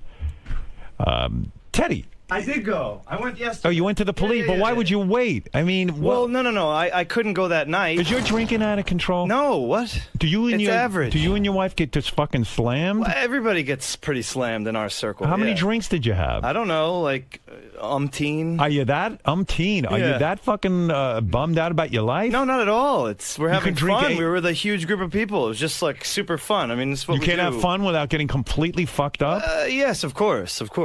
Let me tell you something. I've cut my drinking back almost to the point. I don't drink almost. I know. I barely drink. Well, I mean, I might have one drink a week. I know. I know. Tell you, look at me. I'm having as much fun as I used to. Are you blacking out? I was browned out, I'd say. What does that mean? It's a little less than What's blacked going out. on with you? I don't young know. guy. You're that miserable? It was just a really fun time. I don't know. We had it was you a think party. That's fun to black out? Yeah, it's not fun to get on a subway afterwards, But so you got going on the subway wrong way and everything. It's just crazy. You say yes, a pack of hyenas. You say 7 guys. It was it was like National Geographic. They took your. What does that mean? Like the wounded wildebeest and like all the 8 hyenas are nipping at it. Like so you were drunk. You were on the C train. Yeah. And with your wife, and they surrounded you, and they took your iPhone from you. Yeah, I mean, they were all nipping at me, and I was kind of fighting them off. And then one of them, as we were getting back on through the turnstile, one of them got his hand in, grabbed the phone, and he was at some point, gone. you got to give up, because who knows what can happen. But I did go to the police yesterday. I mean, I called them that why that wait night. 2 days? No, 1 day. One day. I followed the advice of the 911 operator. He's got an iPad, and on the iPad, it tracks where your iPhone is. He knows the exact location. The cop said to him, just you have to file a report, and we'll go get your phone. And you got to jump through their hoops. I mean, they don't. It's their not like hoops. I mean, it's not like they got to just make sure go kick down the door. Well, of course, because they got to make sure that you really own the iPhone. They can't just you call them up. They just can't go get it. But for it's you. also a little minutia involved because it was at a train station, so now it falls under the Transit Bureau, and then it's this, and then this, and this. And I went to my local precinct, which is up here. All right. Do you have your iPhone back? No. You have an iPad. It tells you exactly where it is. It's still sitting in the same spot where it was. Where are the police on this? They are now investigating, but investigating. Yeah, you mean detectives have been assigned and everything. Yeah, and you gave them the location. Yeah, and they need to, in fact, come and collect my Metro card to double check where I was when I swiped it and all that other stuff. They're By really that time, going deep. the phone's going to be gone. As soon as the battery dies on the phone, you can't track it anymore. Oh, for Christ's sake! Well, I mean, look, I got lucky. Look, Teddy wasted several days. He did, but I mean, 1 day, Robin, 1 day. It was yesterday afternoon. And the reason you didn't go to the cops right away because I called 911. It was like 10 o'clock at night, and it was Sunday night, and I just wanted it. Yeah, I was just like, I have to get up. You were wasted. The guy's like, the 911 operator was very nice, but they said, oh, we'll have to send a car over to your house, and I figured it would take hours. All right, well, keep us posted. Look, I'm fine. It was like, we're very lucky. No, we're I know blessed, you're fine. I mean, but you should have your phone back. I'm a little sore here, but that's all right. What, they punched you in the head? I don't know. I don't know what happened. I don't know. Well, of course not. You were so wasted, you blacked out. Yeah. Well, listen to me, my friend. That concerns me more than the phone. Listen to me. That you put yourself in danger. I love these people who decide that they can go and be out of their minds and nothing's going to happen to them in a big city. Now Robin's upset with you. I'm sorry, Robin. That's right. You probably sore from falling down when you were drunk. Yeah, he probably hit his own head. I know. That's why I didn't bring that up. Didn't you recently bash Benji on the wrap-up show? No. Yeah. No. I heard it. What? Benji, you and Teddy having a hard time? No. I've always liked him. I just thought he was real Weasley about it because he bashes me on air and then he comes up and I bash him off air and then I can't come up on air. No, but then you come up to me off air and you said, "Hey, I just made that up because I want to get on air." So I didn't say that. I just said that's my. I'm like I have to. I have nothing to say here right now. That's my angle. Well, you said you didn't really. No, feel but that like way. little things like the shoes. Like when you brought up his shoes wearing today, high like heels, these little fucking things that just drive me crazy. Last year with the wig, with the whole Rock of Ages Benji thing. Seriously. He tries to draw a lot of eyeliner, but then again, I zoomed out and I stepped out and I said, wait a minute, I've only been here 6 years. There was the Benji who came in African garb. There was the Benji who did this. So maybe that's his thing. And I said, it's not my place to. And then I felt bad that I was just in a grumpy mood and it was, I don't know, pre-wedding stress. You've also been critical of John. It was after your wedding. You've also been critical of John Hine. You feel he's too straight-laced for the show. John Hine? Yes, No. John Hine. Isn't that true? No. Yes, it is. No, not at all. Straight-laced. Too straight-laced. In other words, he should be a little looser. He's a straight guy, but no. I mean, I'm not. I don't think he should All right. be looser. You're not critical of him? No. The one thing I did say was when he got the fast food truck, I was like, the guy doesn't eat any condiments, but Okay. All right, that Teddy. was everybody's criticism. Keep me posted on that phone. Yes, if I get the phone back, I'll let you know. But otherwise, the new one's coming out in 6 weeks, so I'm eligible for an So upgrade. maybe you don't even need it. That's right. Yeah, you go, let those guys have it. They can have it. All right, thank you. Later. Concerned about his drinking. Can you think you could stop drinking for 6 months? No. You can't. So you're an alcoholic. No. What? Are you an alcoholic? No, but... That means you are. What do you mean 6 months? Why would I want to? Stop for 6 months because... What's in it for me? Health, to show that you're not addicted? Not good enough. Maybe, I don't know, I'm going to miss out on a lot of fun. Can you stop for a month? Do you think I could. You sure. could? Do it. But I won't. Show me. I can't. You're an alcoholic. You got to raise the stakes. You're an alcoholic. What do you mean? I mean you're an alcoholic. No. You can't quit for a month. I can. I can do anything I want. I can do anything I put my mind to. Quit for a month. No. Why? Because why? Because I'm having fun. You're having fun. Yeah. Do you have any other kind of fun? Life without booze is not fun. Exactly. I'm not going to lose my arm. And Let's go, baby. All right. Okay, you might have a problem. Well, we'll see. I'll cross that bridge when I get to it. All right. I know. You've been right about a lot of things. Right about everything. I know you're America's right. judge. All right. Thanks, Goodbye. Teddy. Right. Right, Robin? Right. Right. See, even Robin agrees. Teddy, microphone. Sir. Mm-hmm. Obviously a tumultuous Sunday for you. Yeah, no big deal. I mean, I think I had it coming. I got robbed of my iPhone, and I did go to the police yesterday and filled out a report and, started the whole minutia, really jumping through all the hoops. Why do you say that? Why do you say that you think you had it coming? Oh, man, I was an easy target. I was blacked out drunk on the subway and going the wrong way, and then, I don't know, I mean, I probably just, stuck out, and I'm sure, look at this idiot, and, whatever. I mean, it could have been a lot worse. They didn't get, my wallet or my watch or her engagement ring or anything like that, so, it's just a fun. The whole thing's actually rather embarrassing, so... Well, I'm sorry to hear that it happened. It's all right, I'm lucky. I consider we were both very lucky. None of us got hurt. None of us got robbed majorly, so... And they can't rob you of your spirit. That's right. They can't take what's in here. Later. Hey, look who's on the phone. Dale Yeager. You know who he is? Yeah, he's the guy who was here yesterday that Ronnie lost his mind I don't over. want to talk to him. Dale, what's up? Hey, Howard. I'm sorry to bother you, but I heard earlier, I'm listening to the replay of the West Coast show. Yeah. Mm-hmm. And I hear Ronnie making a statement which is absolutely ridiculous and asinine. Which one is that? Well, he made a statement. He goes, well, I've talked to real police officers, and they say they know these guys. They're all book smart. They hear them at the academy. Howard, I've been operational in the field. I'm operational now. I work on cases. I'm in doing interrogations. I'm not a guy who's just some college professor that stands in a room and gives theory. No, I tried to tell Ronnie about that, but he won't listen to me. Ronnie's screaming too loud to listen. And you know what blows my mind is, of all the profiles I did, and I actually did one on Robin, but we didn't get to it, but of all the profiles I did, his was the shortest. Right. And he got the most upset. Yeah, I still don't understand what he got so upset about. I don't either, and that's another thing too. I wanted to clarify. I said that I believed, and again, it's not definitive. I believe that he, in his past, has done swinging because of all the stripper things. Well, swinging is when you have more than one sex partner at a time, 2 people or more. Mm-hmm. I don't think he understood what the definition of that was. I just wanted to clarify that. All right, Dale, fair enough. All right, thanks. All right, buddy. thank you. That's Dale Yeager, who is a professional profiler who got into a huge fight with Ronnie yesterday. Yeah, well, he's probably set Ronnie off again. He might have. I don't know. It's very possible. Ron. Yeah. Now that you've had some time to think about things, Yes, we played that. What? have your feelings changed now that you've had some time? No. Feelings changed about what? The guy's a fucking professor. Well, he said he has done some field work. He has. Yeah, been out there. he says he's still in the field giving lectures. That's not the field. Seems like you're giving him a lot of power by not answering to him. He has no power. I talk to real police officers. They know about guys like him. They laugh at him. What else is in the news? What do they do? They laugh at him. How do they do that? Starbucks, Macy's, and other. Stop turning the radio off. I can't hear you. What did they do? They laugh at guys like Dale Yeager. And how do they do that?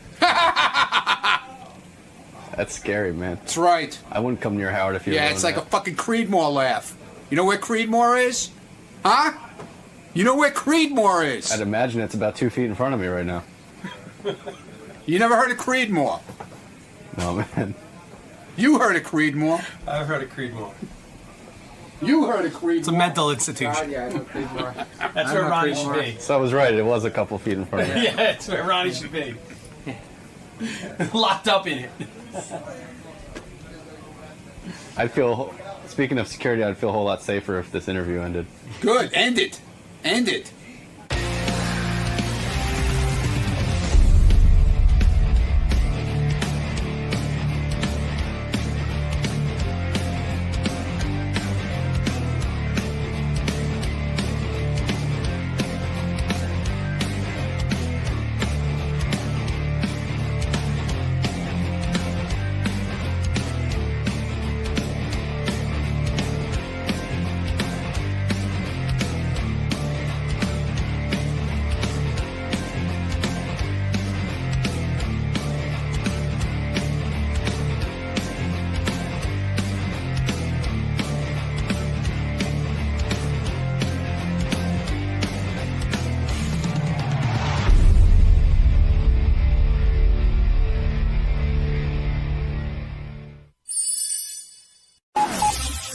This is the best of the wrap-up show. A recap and behind-the-scenes look with John High and Gary Dell'Abate.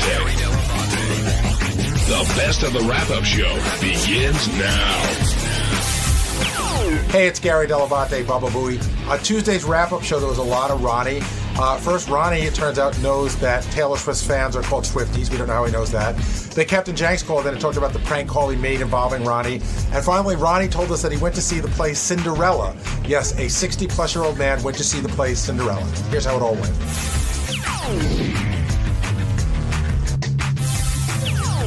Another argument that we had, sort of, I wouldn't say argument, but discussion we had before the show, and Howard picked up on it during the show, was about Taylor Swift singing along to all the acts.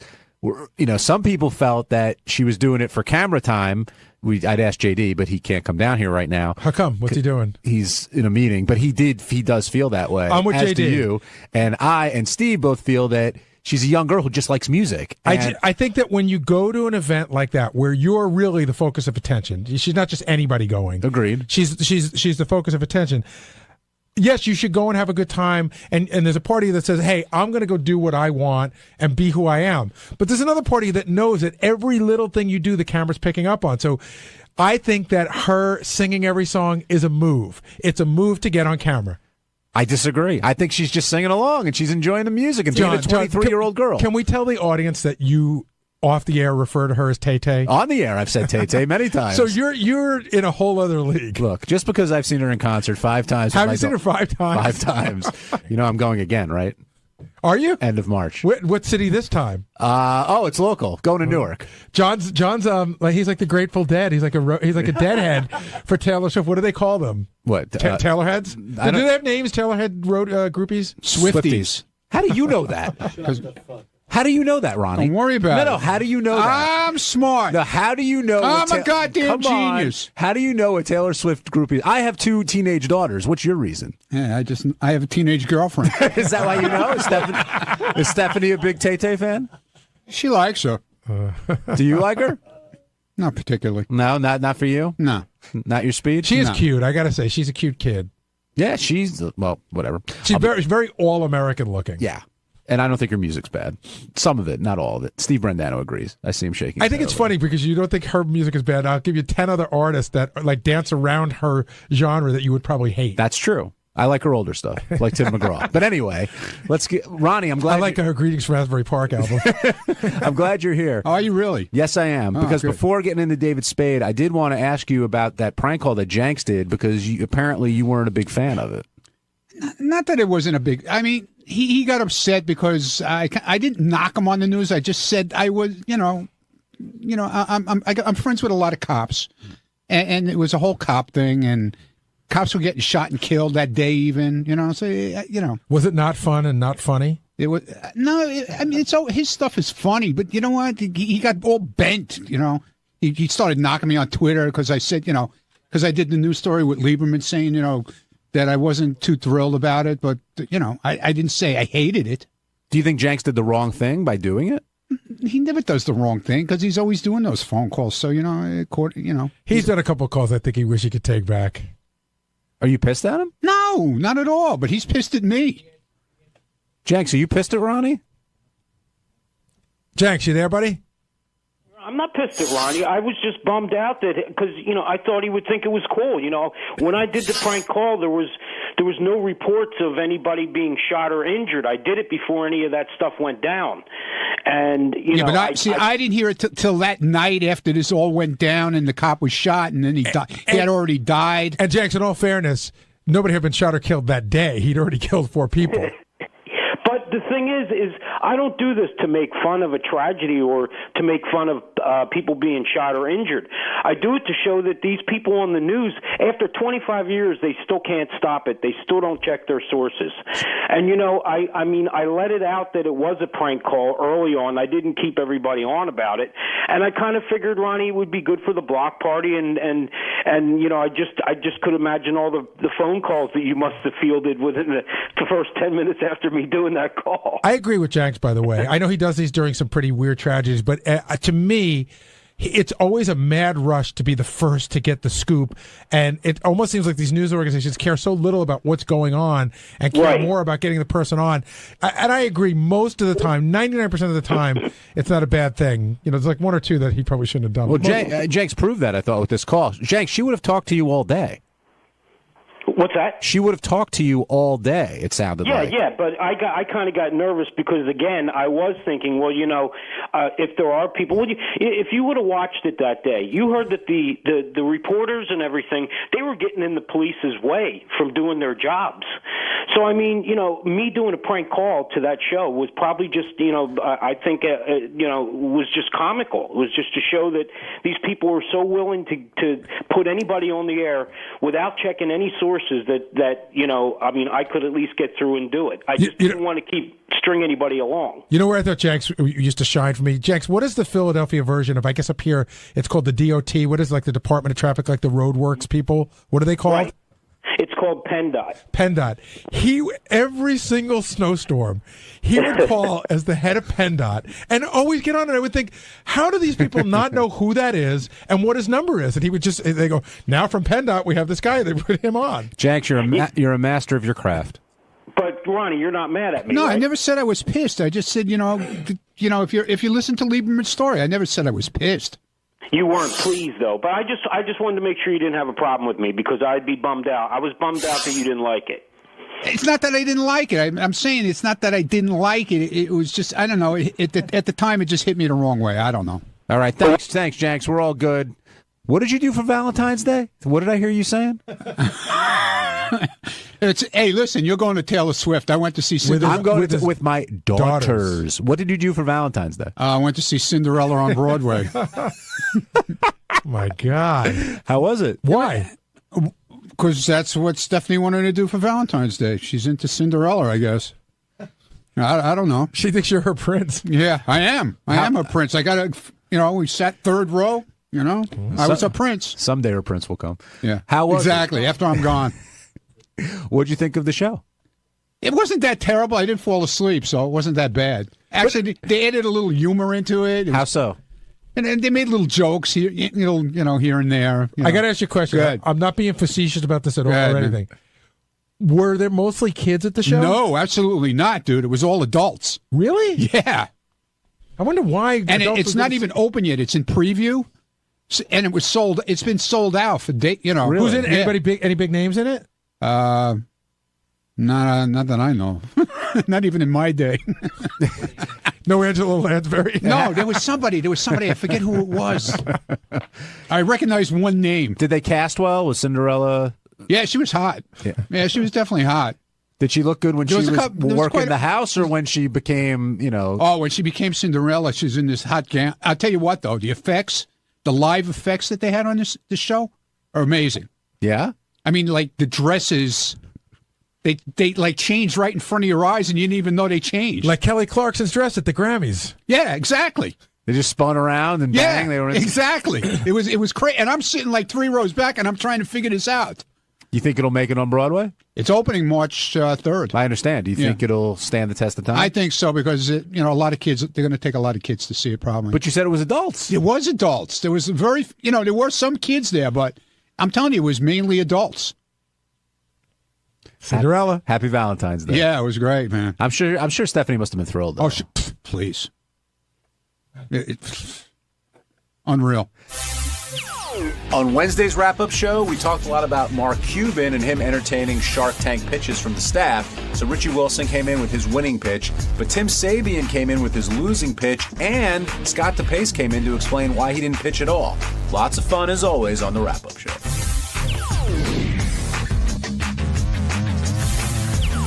Mark Cuban also came by, and he was a great guest. He was all fired up, a lot of energy, had a lot of fun things to say. And then he had to sit through those pitches of Tim and Richie Wilson. I want to talk to Tim about his failed pitch. I want to talk to Richie Wilson about his successful pitch. I think everyone was surprised that Shittens ended up going over well with Mr. Cuban. Yeah, I think Tim was bummed out. I know he believes in his idea. He was excited about it. I wanted him to pitch his other idea, which is a leash for a television remote. I'm sorry to give that away, Tim, but... You're talking about the thing like whenever you go to the shittiest hotel in the world and they have the leash on the remote control? Gary, like don't let him know that. But his app to find, clean places to go to the bathroom, I know it exists, but apparently Tim's is a little bit different, but we really didn't get to learn the details because Mark Cuban shot him down pretty quickly. He went, eh. Yeah. Do you think that in Tim's pitch it was necessary to tell Mark Cuban, a guy you're A, trying to get money out of, and B, a complete stranger, he could have just said, hey, sometimes you got to go to the bathroom. He didn't have to tell him that he shit all over the wall. That's what makes Tim, Gary. He didn't have to tell him, but he wanted to, add some color to the story and get him interested, and I understand that. Tim came to me afterwards. He's like, this app is going to kill. He's got it under control. Yeah, get Tim down here. I want to talk to him about this app. Did you know he put $8,000 into the app already? He told me 4, but it's going to take another 4 to get it to where he needs it to be. Oh, okay. So I figured it was the other way. He said 8, which means he's probably put like 16 into it. No, but the thing that I didn't know how to say this to Tim because even before he went in, I was getting texts like crazy or IMs like crazy that there's like 50 apps that already do this. But Tim was saying that they're not interactive, but I haven't seen them. I would think they would be. Yeah. In other words, if you're going to go look for a bathroom, it would seem like you just Instagram a picture of a clean bathroom.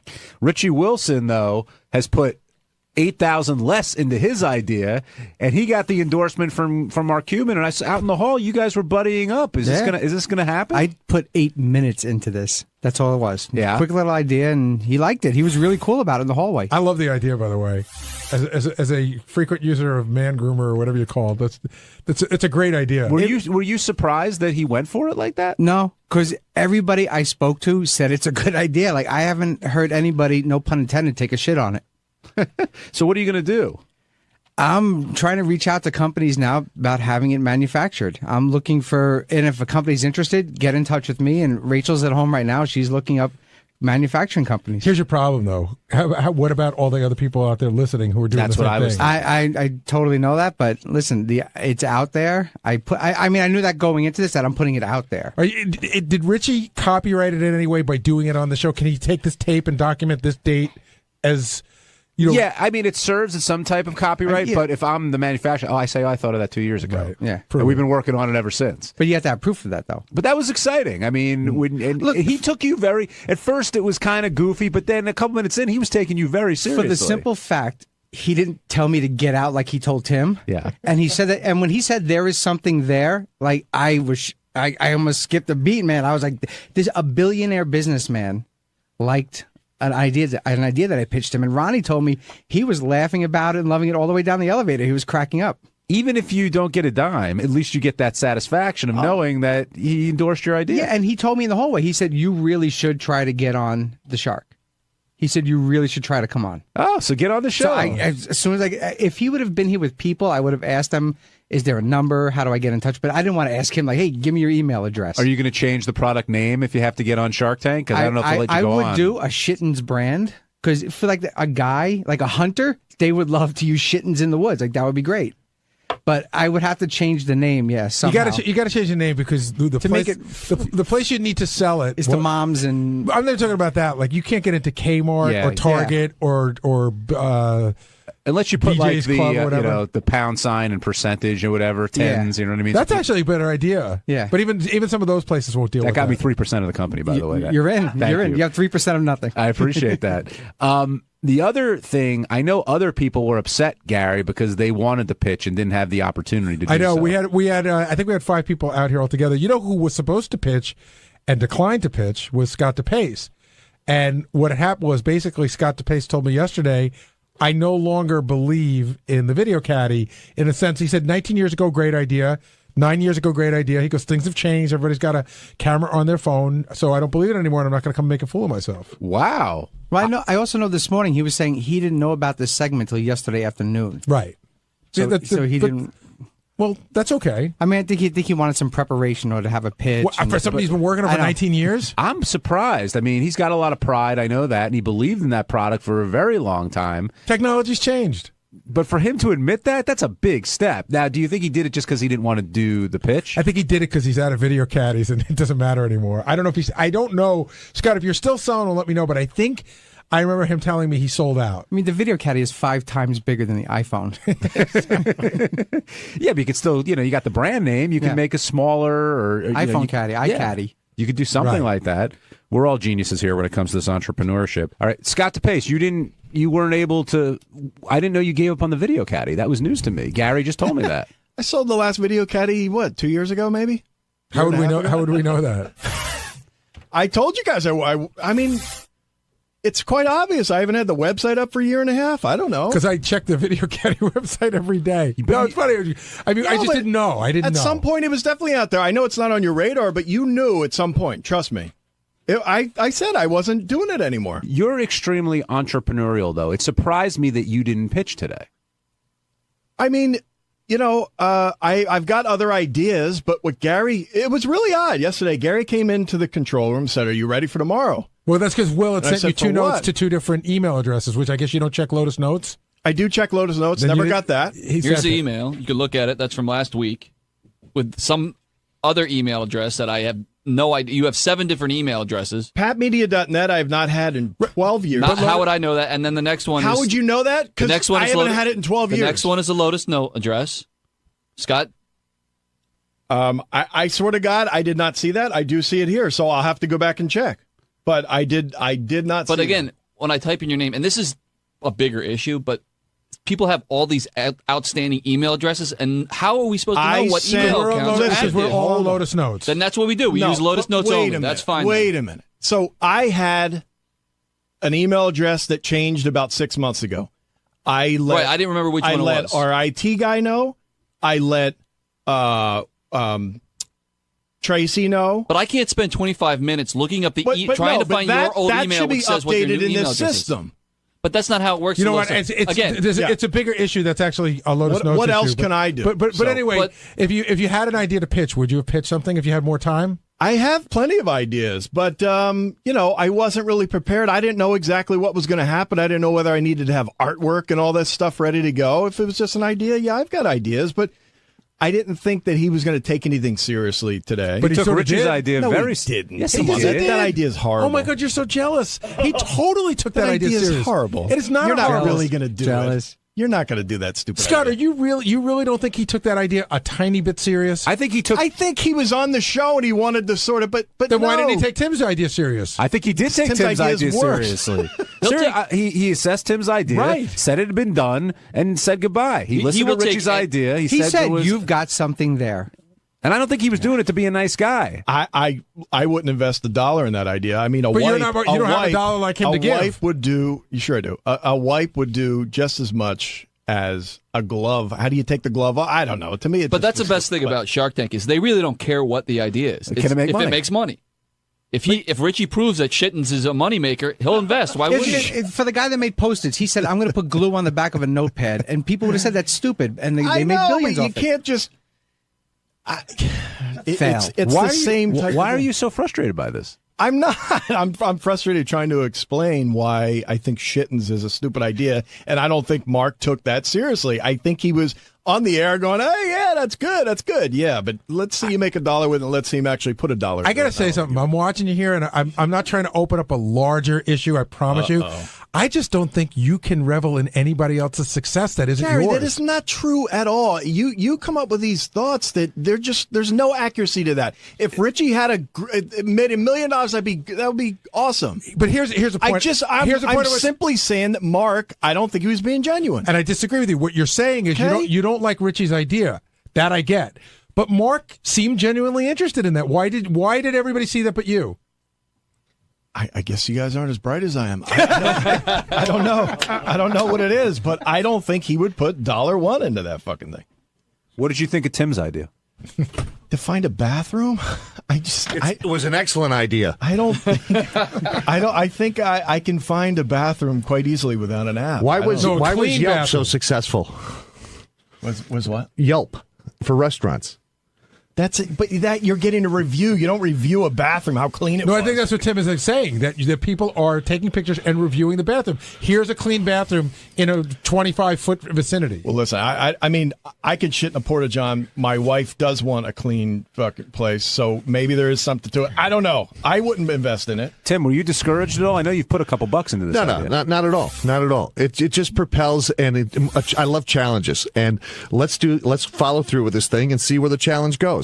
Where did you come up with this idea? It wasn't from the incident here. Well, no, it was. I was thinking about this, and I went online and I looked at a couple of things, and I saw what they were, and I saw how the ugly meter took off. I saw how Yelp worked. I saw that there were applications on the web or on iTunes and so forth that were that identified restrooms, but this has other layers to it and other services to a potential user. So I thought, why not?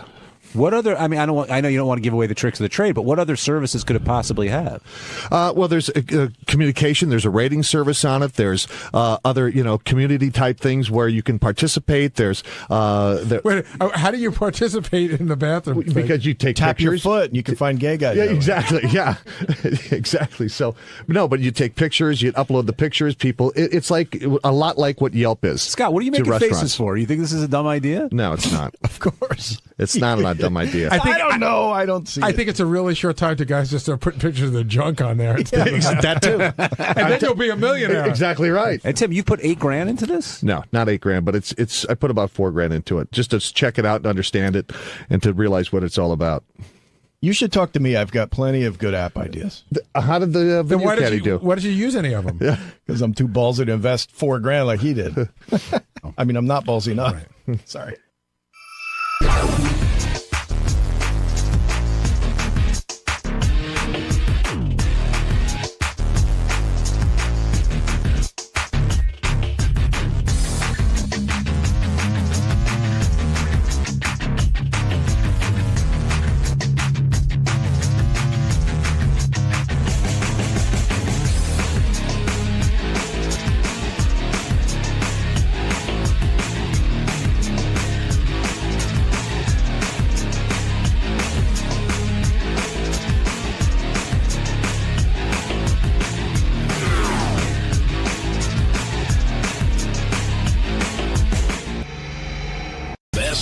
Wrap-Up Show. A recap and behind-the-scenes look with John High and Gary Dell'Abate.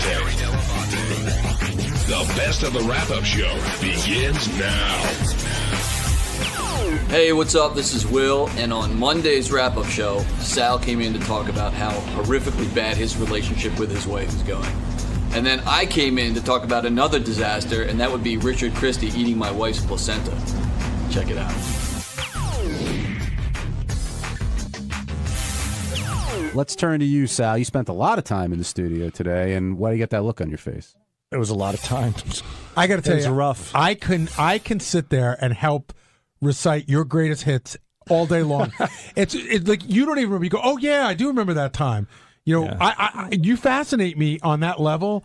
How you go and do things, and then and by the way, you don't actually ever learn. Like to learn something like Paula Deen hasn't learned it's wrong to say the N-word. Someone told her it's wrong to say the N-word. Right. And that happens to you a lot. You go, I learned my lesson. No, what you learned is not to say that ever again. Yeah, and it hurts. It sucks. But that's the way life is. Life is a learning experience. I know not to do things anymore that I used to do.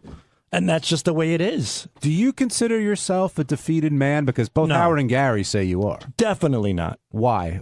Because tell me why you're not. I still have my wife. She still supports me. She still loves me. I have my children. I have my home. I have my friends. I have a healthy family. I have a lot to be grateful for. So you do, but when your wife tells you that her idea of a good day is you not being part of it, doesn't that freak you out a little bit?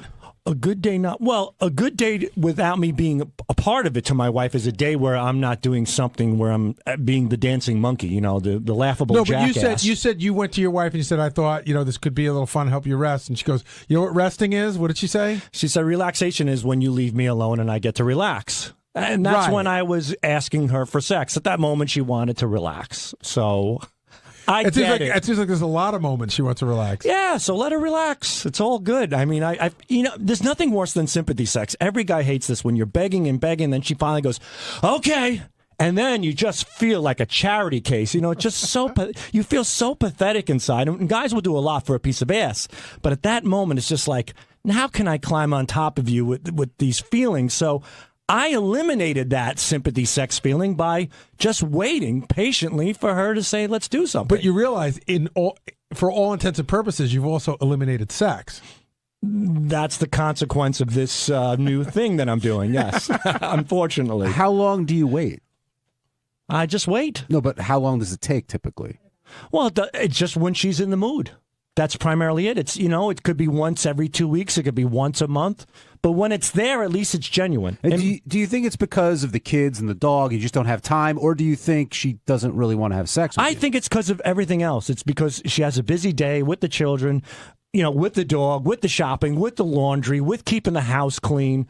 She does a lot. She's on the PTA. So, when she's ready for me, she's ready for me. And you know what? It's believe it or not, it's fine by me. It's okay. Why did you have such a tough time coming up with your favorite sexual position? When you walked in, you said you really didn't have one. I didn't, but the one that I want is the one. That one that I'm looking forward to is the one that I would consider my favorite. When I see that on the web, I would love to do that. And how do you sell that to Christine? You don't. It doesn't even come close. It doesn't happen. Does she probably even know what it is? I wouldn't even explain Would it. you show it to her? Or would or can you show porn to your wife, or is that disgusting? She'd show me the phone, and then she'd show me the yellow pages, and then she'd show me attorneys in the yellow pages. I mean, you can't come home and say, honey, I want to get on all fours, push my dick between my thighs and suck it. You can't. I just can't do that with her, even though I'd love to. But if she suggested it, I'd be all for it. What are the odds of that? 0 to none. Gary, do the two of them just coexist? No. Is that a fair? I'm not asking you. Hold on. But it's me. It's my marriage. I know. You'll get the comment. I want Gary's comment first. I said this, on the air today, and I said it in the news. It's like they own a business, and the business is raising the kids. And they're very good at the business part of it, but the rest of it can be difficult at times. I know a lot of people, it's phases that you go through, too. But it seems like they're just coexisting. Like, again, Sal said today, which is no way to live, I'm just trying not to piss her off. I'm not going to fight with her. I'm not going to argue with her. By the way, your suggestion today about what you really said today inversely was, if you talk to your wife long enough, you'll probably end up killing her. Maybe. Right? No, well, I don't know. I don't want to piss her off, and she doesn't want to piss me off. So we get along great. That's it. That's a good marriage. I've had so many people come up to me when we've had the downs and said, look, you have to do this, you have to do that, go to therapy. Half of those people are divorced. I'm still going. Hey, marriage is hard work. We all know that. Anybody can walk down an aisle. The hard part is making it work. But like you said, Sal, every question that Howard asked you about your relationship, your answer started with 18 years of marriage. You must have said that like 10 times. We know you're married for 18 years. Badge of honor. And, hey, it's something you should definitely be proud of. Yeah. But do you feel that your marriage has gotten better over time, or have you just kind of settled into it? Considering what we've been through, we've prevailed. And I think our marriage is really, really good. And I'm proud of So what our are the marriage. things that you guys do for yourselves without the kids? Like we'll go to dinners, I guess, from time to time. We really don't do much without the kids. They're here for the summer with us. They're not going to camp. So your kids, I remember I only have 2 and you have 3. That's your kids are at a tough age. Like you think little kids are tough, but then when they get older, there's a whole other set of issues you got to deal with them going here and going there. Yeah, and then it just becomes like a fucking taxi. Yeah, the worrying, it just never ends as far as the worrying, and there's always something new. There's always some new dilemma. There's always something. But we don't do much alone. But we don't mind it. We rather do things as a family. What about giving up your man cave, Sal? You talked about that today. I know that was tough for you, but did you do it for the kids? Did you do it for Christine? Because the way you described the bedroom, it sounds like her bedroom, not your bedroom. It's her bedroom, and she wanted to buy furniture. I said, do it. She goes, I'd rather you be with me. I think it's my fault. I said, go ahead and do it. I left it up to her. I came home. I didn't think I would have a room designed by a 7-year-old girl, but that's what I was stuck with. I mean, my lampshade has flowers on it. My nightstand is white shabby chic, or whatever the fuck you call it. But whose fault is that? In the old days, I might bitch about it. Today, I say, hey, I should have gone to the furniture store. But why is it too late to say, hey, I mean, I see how this turned out. Can we do this or that? Like, you do have a say in this. But why bother? Why? Because clearly it bothers you. It doesn't. Really? It doesn't bother me. I sleep in the bed. The sheets are clean. I have my nightstand. Granted, it looks like it should be, for a chick. When I was on Wall Street, my boss came into the house to see the house. He walks by our bedroom and goes, oh, you have a daughter? I said, no, this is my room. He's like, it is? But you understand, you're almost describing staying at a hotel. Your clothes are cleaned, your meals are made, and your room looks nice. Yeah, and I can't touch the air conditioner. It's adjusted. Well, one day we're laying in bed, and my wife's like, did you touch the air conditioner? I go, no. I know better. I know my role is to sleep, shower, bring home the bacon. That's it.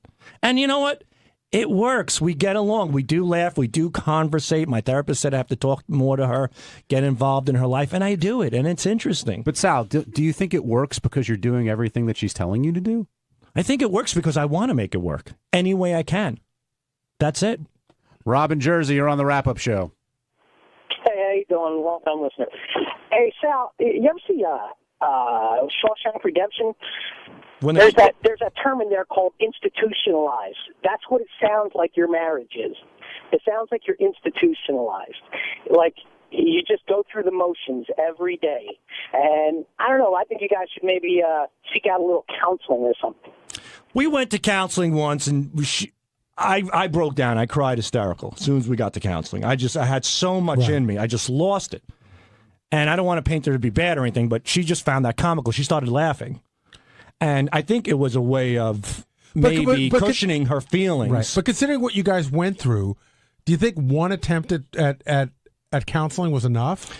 No, but we got in the car and she goes, $300. I could have bought a nice pair of jeans for that. See, but that should be talked about in counseling. Right. That a nice pair of jeans is more important than your relationship. And we did. And we went back like 3 or 4 more times. And I just felt like maybe the counselor wasn't good, but I felt like that wasn't working. I don't want to go too deep, but did you feel that way, or did she feel that way and that influenced you? With the counseling? Yeah. Oh, I'm the one who put my foot down and said it must happen in order for this. No, about the counselor not really working. Did you feel it wasn't working, or did she get in the car every time and go, this is a waste of money, I could be spending it elsewhere, and that influences you?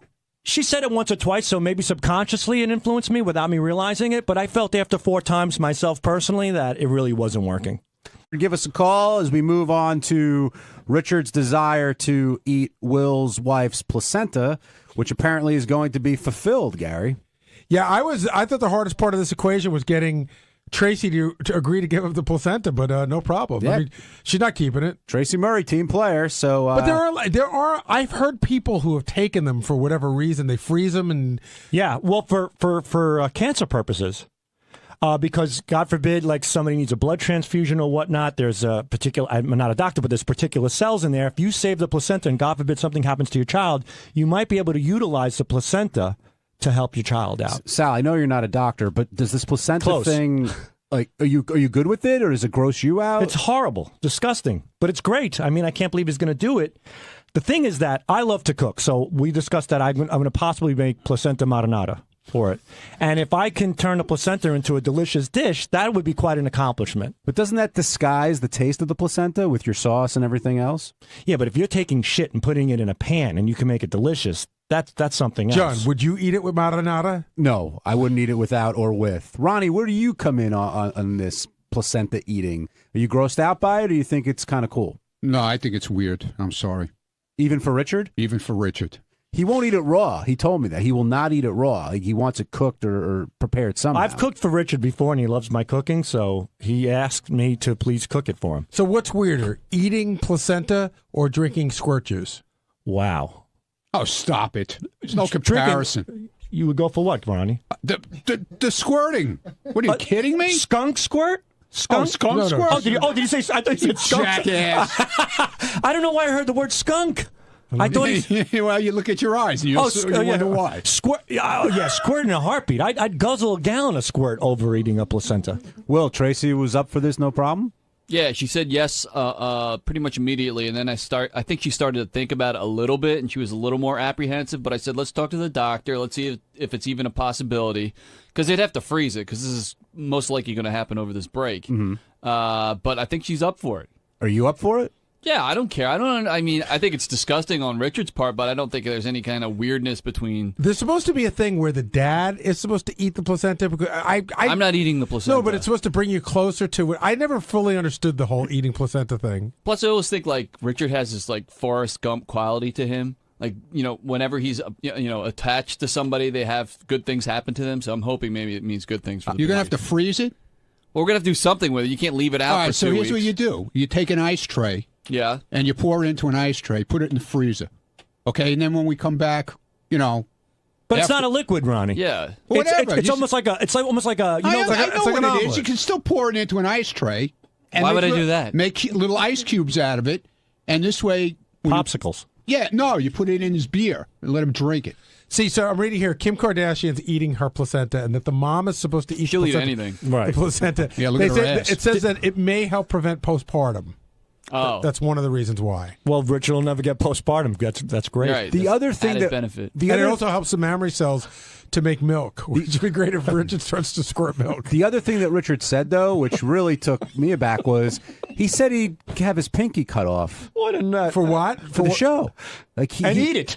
Well, half of it, he said. He cut half of it. But off. what was the reward supposed to be? Like, how much would he do it for? There was no reward. He said he'd be willing to do it.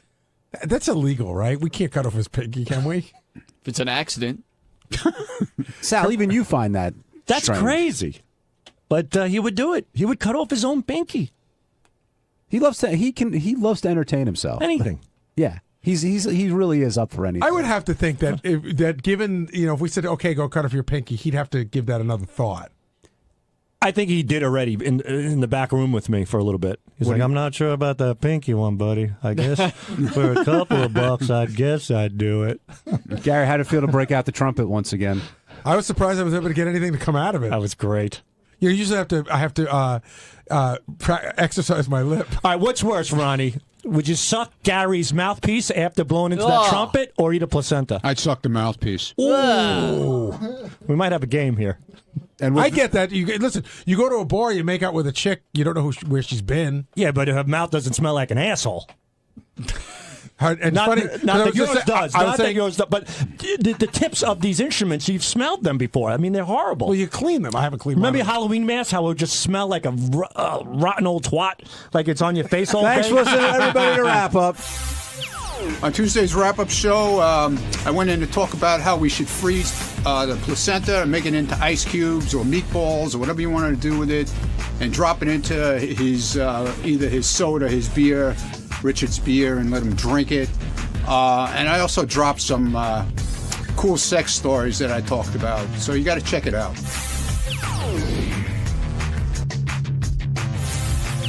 I'm going to start where we left off yesterday, and that's with the placenta coming out of Mrs. Murray, which will be any day, anytime soon.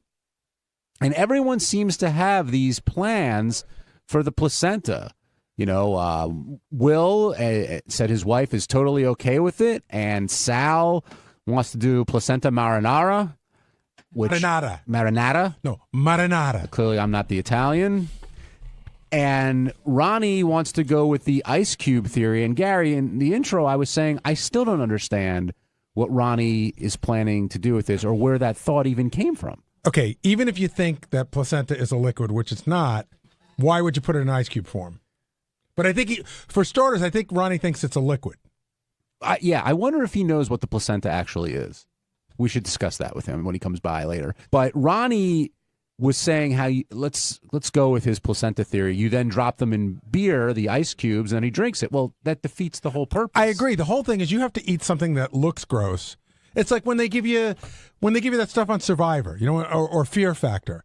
You don't take cow balls and put it in the blender and put it in a drink. You want to have somebody chewing a ball. Yeah, and no condiments. I mean, you got to take it straight. No marinara. Thank you for saying that again. When the issue of placenta came up with you and your wife's birth, there was no, I would say right now the issue never came up. Because? I mean, what issue is there? In other words, my wife had a baby. We never discussed anything. The placenta, the only way that word came up was it was something that was going to come out after the baby. So you don't believe in the wife eating it and all that? I think people get involved in such wacky bullshit. I tend to agree. Chris in New Mexico, welcome to the Wrap-Up Show. Hey, Chris. Hey, John. How are you doing? Doing okay. What's on your mind? You know, the whole putting the thing in the ice cube tray. I mean, is he getting that confused? The placenta confused with like amniotic fluid, or I mean, what is Ronnie thinking? You know, I can't answer for him, but I don't think anybody can answer for Ronnie. But I think you're on the right track. I think he believes it's fluid of some kind that comes out when the baby is born. I don't believe he's sure what a placenta is. I don't think. I mean, he sits there and says he knows all this stuff about females, but I mean, the ice cubes is just ridiculous. He's very well acquainted with female genitalia. I will say that. I wonder if Ronnie. Right, but I think everything on the inside, he has no idea what's going on. I wonder if Ronnie takes any weird things. Like, I wonder if he takes like squirt juice and makes popsicles out of it. Like he would do. Do you think he would do something gross like that? Wait a minute. You think he makes squirt juice snacks or something? I don't know. He just seems to be like, why? What's the ice cube thing? He gets upset at us because we're all hung up about we sex have a lot of and what you do. You know, whereas he does everything and then some. Okay, Ronnie's here now. We started the show talking off about your placenta plan because we're a little confused by it. Why? Because, well, what is a placenta? It's the shit that comes out when the kid comes out. And how would you describe the shit? It's kind of formed, you know, but you still could freeze it. So you could put it in little, you know, you could actually cut it up if you want, put it in a little ice tray. Placenta cube. Make little cubes out of it. So you're saying cut it up Make ice cubes out of it. What don't you understand about making ice cubes? Because you're putting something that's not a liquid into a tray that takes liquid. No, but you can mix it with a little liquid, put a little beer in it, and, you know, mix it up, and then make ice cubes out of it. It's almost like a piece of freezes. Well, it's almost like it's like a piece of lobster. If you put a piece of lobster in an ice cube, then you have an ice cube with a piece of lobster in it. But so what? You put it in lumps and you put it in, you know? Right, but when it like you make Jello up like a placenta crab cake. There you go. You take the placenta, roll it around in some breadcrumb, put it in a thing of water, freeze the water. No breadcrumbs. I want it raw. Right. I want him to have it raw, and then you put it in, you know, put it in his beer. Let him drink jerky. We could smoke it. Yeah, exactly. Yeah. All right, now it's make meatballs out of it. Now it's making sense. But what Gary had a theory. Well, you should ask him, Gary. I just wonder, you're twisted in some things. I'm twisted. No, you get to when it comes to sex, you're very liberal. You're very liberal. Yeah, I am because I don't find it dirty. Right. So a lot of people are finding it dirty around here. Would you ever take you've never taken squirt juice and made a popsicle out of it? No. But would you? You could. You could? Yeah, exactly. You could. Yeah, thank you. Thank you, Ronnie Jr. Thank you. Would you ever do something like that, though? For the right thing, I would. Well, forget the right thing. I'm talking, you're pretty adventurous in your sexuality. Hey, I'm eating shit. I mean, give me a reason. Yeah, give me her squirt. I'll drink it. I have a question. Has Stephanie ever come to you? All right, I'll tell you what. Forget Stephanie. Has any girl ever come to you with a sexual request that you wouldn't do? No. Wow. Have you ever gone to her or any woman with one that they wouldn't do? No, actually, if you play it right, a girl will do anything. It usually starts with putting on the Met game. What's the craziest thing that you've done with a woman?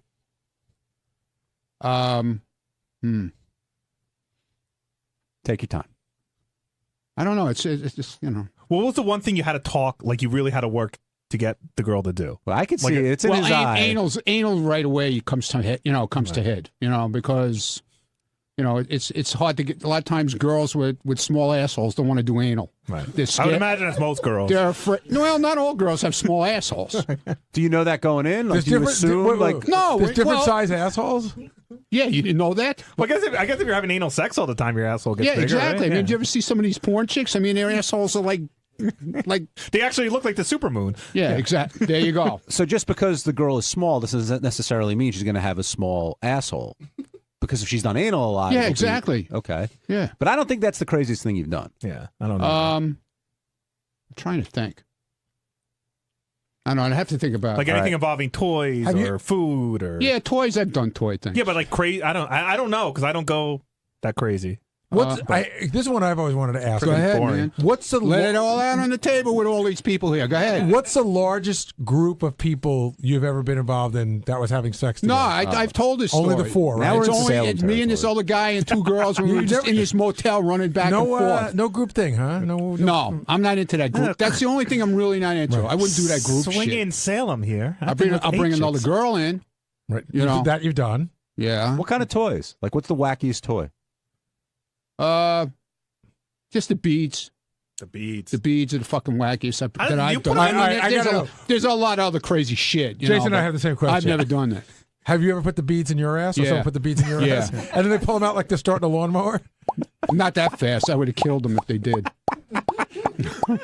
Oh, we got to take a break, Al. On Wednesday's wrap-up show, all the talk was about Jerry Seinfeld. Jerry finally came in, sat down for a long time with Howard, which gave us plenty to talk about because we're in awe of both of them. And Jerry's attitude towards Howard was called into question, and here's what we thought. Jerry Seinfeld hadn't been on the show. He'd called in, you heard him on the phone, but hadn't been in studio for a long, long time. And spoke with Howard for over an hour and a half, covering a wide range of material, but they seemed genuinely excited to be back together again at the age of, that they're at. Yeah, I mean, Jerry had a really interesting comment. They're the same exact age, and Jerry's like, he was talking about going over to talk to Dice in L.A. because there was some feud that wasn't really a feud, and he said, I feel this way about Dice. And he goes, and Howard, I feel this way about you. The war's over, and I think they're both in the same place right now where it's just not worth fighting for the sake of fighting. They were very interested in the minutia of each other's lives. Yes. Every little tiny dumbass thing they wanted to know about each other. Well, it didn't seem like anything was a tiny dumbass thing, at least in Jerry's eyes. He's interested in everything, which I'll get into in a second. But when he went in there, he didn't want to sit on the couch. He wanted a chair. But in the green room, he did 4 minutes of that. Saying it sucks the energy out of him. He's Larry him? King. Is that where I have to sit? Oh, I don't want to sit on the couch. And it's always hard to tell what's complaining and what's formulating a funny bit in your head. I think it's both. Right. And it's always both. It's just a matter of what the percentage is. Right. Because when he first came in, he wanted to be closer to Howard and felt like, it gives more energy. And when sitting back on the couch, it takes something away. He said, can you get me a chair? He looked me in the eye. I said, can you get me a chair? And I was going to come out and get him a chair. And I got to the back little door. And Howard goes, oh, Jerry, just be quiet and sit on the couch. Would you say it's fair to call Jerry irritable? Jerry calls himself irritable. I know. Howard keeps saying angry, but he says irritable. And there's actually a really good interview in Entertainment Weekly where he talks about how he had Letterman on his show, and as soon as Letterman got there, he was irritated. And Jerry talks about how he can feed into anybody's irritation. Why don't you think Jerry said he's not big on enjoyment? What did he mean by that? Like, do you really think he doesn't enjoy things in life? Well, he says he doesn't. And he says, he goes, what was the line? It's like, my job is to make other people enjoy it. I don't have to enjoy it. That's either very evolved or I don't know what else you would call it. I think he meant that more as a comedian. Like, if I can make you laugh, I'm okay. Versus, it seems to, and it's always been about that for Jerry. Like, making the other people laugh and killing in whatever situation. If it's 2 people, if it's 200, 2,000. Well, that story he told about performing for the 16 people on the couches was amazing. Yeah, that's pretty cool. And when he said, hey, if I get 10 of the 16, it means I'm killing. What did you think of when he said that success is the enemy of comedy? I think that, again, you hear rock stars talk about this too, that, people do their best. I read a ton of biographies. I love to read biographies. And the best part of somebody's biography for me is always the struggle. The struggle right till they got to that moment where it broke open for them. And then I find a lot of times after that it gets very boring. And I think what he's saying is that you can't, if you're not struggling, then you're not really honing your craft. The thing that really resonated with me during the interview was how Jerry kept saying and took pride in the fact that he's always working on his material. And Howard's like, well, if we go out, you're not. And Jerry's like, no, I'm always working on material.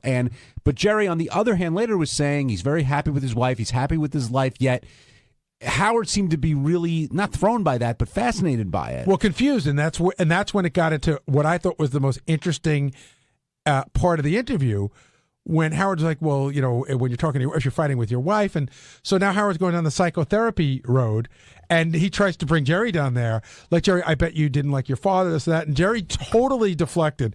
And he's like, this is a bunch of bullshit. And, oh, do you two, is that what you two talk about in your therapy? Yeah. Dripping sarcasm, which I thought was great. Jerry's like, listen, I think therapy is bullshit and I'm not going, and you guys are wasting your money. Not only did he say that, he's like, just do it. Well, I'm thinking about, no, just do it. And Howard's like, no, you got to process it. And Jerry's like, no, just if you want to do something, you do it now. And he's in a position in life where he can do that. And sometimes people take advantage of that, and sometimes they don't. Yeah, I also thought it was interesting how he talked about that, and I don't know whether this is being really self-aware or even a little bit of smugness. When Howard said, well, when you walk in a room, do you think everybody says, oh, Jerry Seinfeld's here? And he goes, no. And Howard goes, really? He goes, no. He goes, I really don't think about what other people are thinking about. But the one thing that stuck with me was Jerry saying the way he speaks about comedians, and we've heard it before. Like, when comedians talk to other comedians, it's a different kind. It's a club that you're not in, unless you're, And I couldn't tell if he was kidding about Howard not being funny enough, or he really did feel Howard wasn't funny enough to kind of have that kind of conversation. See, but if you were saying just stand-ups, like I thought it was interesting because Jerry Lewis is not a stand-up. Now, I know that him and Dean Martin did do a stand-up routine back in the 50s, long before Jerry could have possibly seen it. So when Howard said, is Jerry Lewis funny, Jerry just gave him this look like, are you fucking kidding me? And he started reeling off all his movies. So I'd say, in the same way that you say that Jerry Lewis is funny, Howard Stern is funny. But maybe Jerry Seinfeld doesn't recognize that. What did Robin mean during the interview when she stopped and had that realization, quote, you are Seinfeld? What was she trying to say? He goes, that what you see is what you get. Like, the guy on the show is pretty much the guy that was being interviewed. Is that surprising to you? Not to me. What about you, Ronnie? I just came in for a comment, that's all. After he left the show, he went downstairs and he had a meeting with his people. And I'm not going to say what they talked about, but he was up last night preparing for Howard. He came in with his exact words were, he had ammunition if Howard went to certain subjects. That's so funny. That's so funny. I had told his publicist that Howard really is working on preparing for this interview. Howard did homework, a lot of homework. Went to go back and look at old Jerry stand-up clips, wanted to really be ready. He almost seemed surprised that Howard put that much work into it. But Jerry clearly put a lot of work into it as well. Stephen in Brooklyn, you're on the wrap-up show. Yeah, Yeah, I mean, don't you think Curb Your Enthusiasm is equally as good and probably better than Seinfeld? Well, they're different. I mean, Seinfeld was great for its time. I don't know that a show like Curb could have been on when Seinfeld was on. So you got to take each of the shows for their period of time, but they're both great shows. Right. They both basically have the same kind of ironic comedy.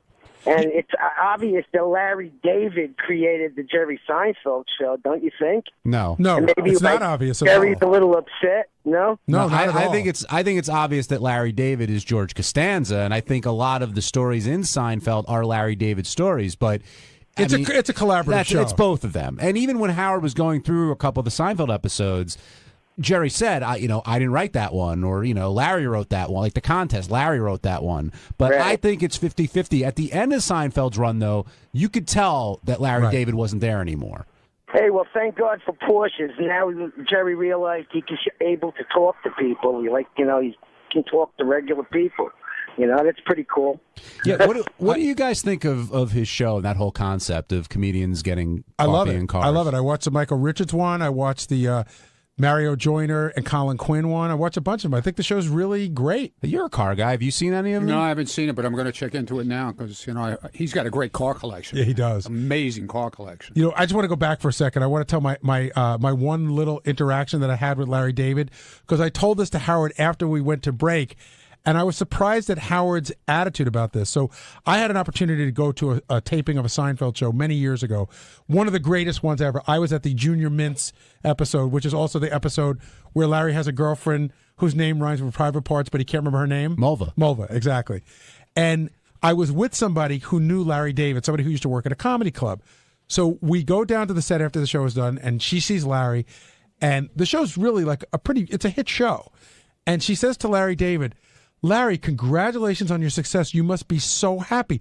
This must be so great." He goes, "It's not. It's fucking terrible." And she goes, "Why?" He goes, "Now there's so much pressure. I have to write shows every week, and I have to be good." So I told Howard that, thinking that Howard would go, "Well, that's crazy." And Howard's like, "I totally understand that. I totally understand that you can't enjoy something when you do it, the pressure of having to keep churning it out." And I said, "Well, what would be the point of putting a show out there, right? You say, I want to get a show, you bring it to NBC. What's the point of pitching a show if you're not going to enjoy it when it does well?" And Howard had an explanation for that. He said he thinks that anybody who can enjoy it isn't successful. Well, a lot of times creators feel that it's the work. I mean, that's really what you kind of get out of it, even though you're both talking about two brilliant comedians. And I think with Larry David and Howard, yeah, they bust their asses, and it's constant work, and it's constant pressure to do well. And even if it's then it's the next one and the next one and the next one. And eventually you kind of get caught up in that mentality. And if you're looking at it as hey, wow, we're doing something pretty great here, you think you've lost a step. Right. And I don't know. I mean, that's their mentality. By the way, it's probably the number one tweet or email that I get. How come Larry David's never been on the show? And the answer is he's never asked to be on the show. And I don't think he does a lot of interviews. But do you think a Larry David Howard Stern interview would be interesting, or do you think it would be too weird?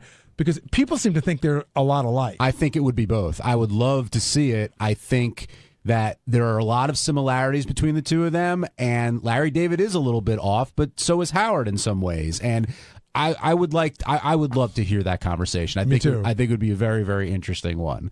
John in California, you're on the wrap-up show. Thanks. Hey, Gary, was Jerry getting kind of short with Howard on his questions? It seems like some of his answers are just just getting kind of pissed on some of them. Did he come across that way at all? No. I guess you have to see it. It's just, sometimes Jerry just But no, I didn't get that.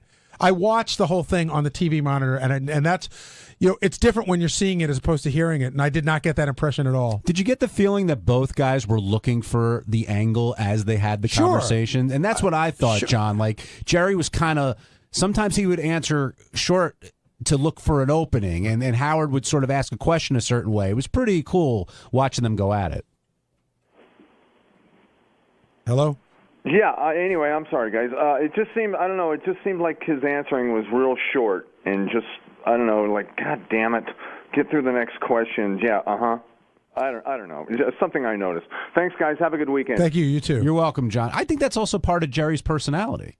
You know, that's the kind of guy he is, and he sort of rubs off you that way. Yeah, I mean, I didn't sense any sort of weirdness at all today, so I'm not sure. Maybe if somebody else wants to call in and they heard it, let me know. What did you think of that July 5th party invite? Both the way it was presented and you think Howard will follow through? Here's what makes that fascinating, and I'm missing half the equation. I'm dying to know who's having the other party. That makes it such an interesting... the one Howard's already going to. Yes. Okay. Because I don't know whether it's a really good friend of Howard's or whether it's a big name person, and now you have to decide which one to go to. But Robin, again, this is so funny. Robin said, Howard, people go to two parties. That seemed like he discovered fire. Well, I was referring to the way Jerry asked him because, my wife knows your wife. I really don't care if you come or not. Well, I think, again, you could look at it that way. I think it was Jerry saying, hey, I'm not asking you to come because you're Howard Stern.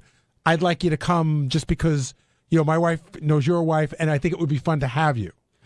Jerry also said he was embarrassed by the Forbes article talking. Very interesting. Yeah, and was really upset about it. Look, he makes a lot of money. He did very well in that syndication deal. If it's not 800, then who knows what it is. Well, and that was a discussion because I was talking to somebody that works here, and he goes, so say it's 500. So I go, okay, say it's grossly overstated. Say it's 200 million.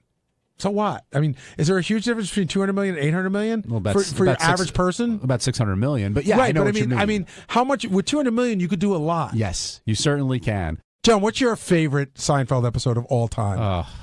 Because I have one that really stands out to me. I love the Magic Gloogie one where they do the Kennedy. Jerry loves that one. That's one of his favorites. I think that one's great, mostly because of the Roger McDowell performance towards the end. And, of course, any Keith Hernandez episode I think is great, too. For me, I love the one with the Bubble Boy. Great. And when they're playing... Some people don't like that one. It's a straight... I like it. And when he says moops instead of moors and George tries to punch the... But again, what about you? What's yours?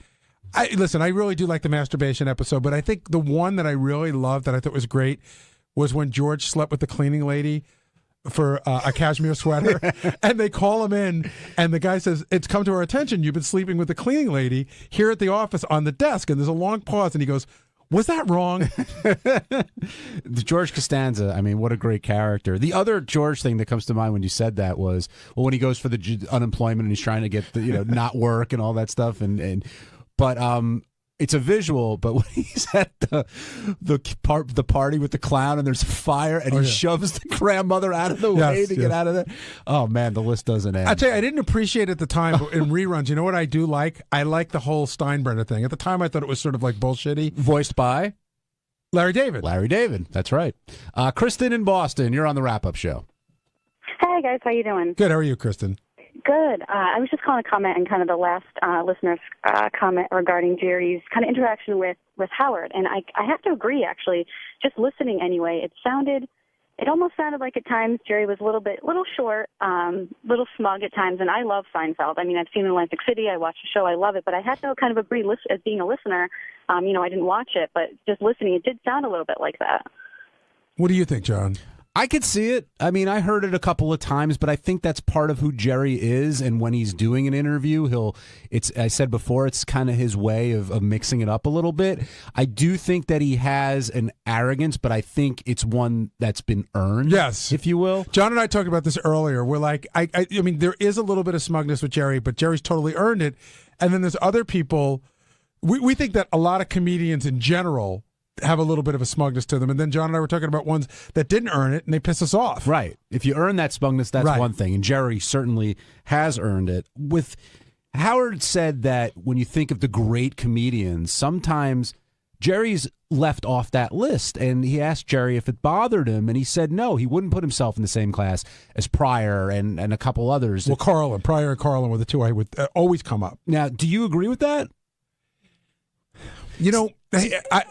Before Jerry did the TV show, after Jay Leno, he was the guy that he wasn't nationally known. Even though you saw him on TV a lot, he didn't have a TV show. People would talk about like he is a comics comic.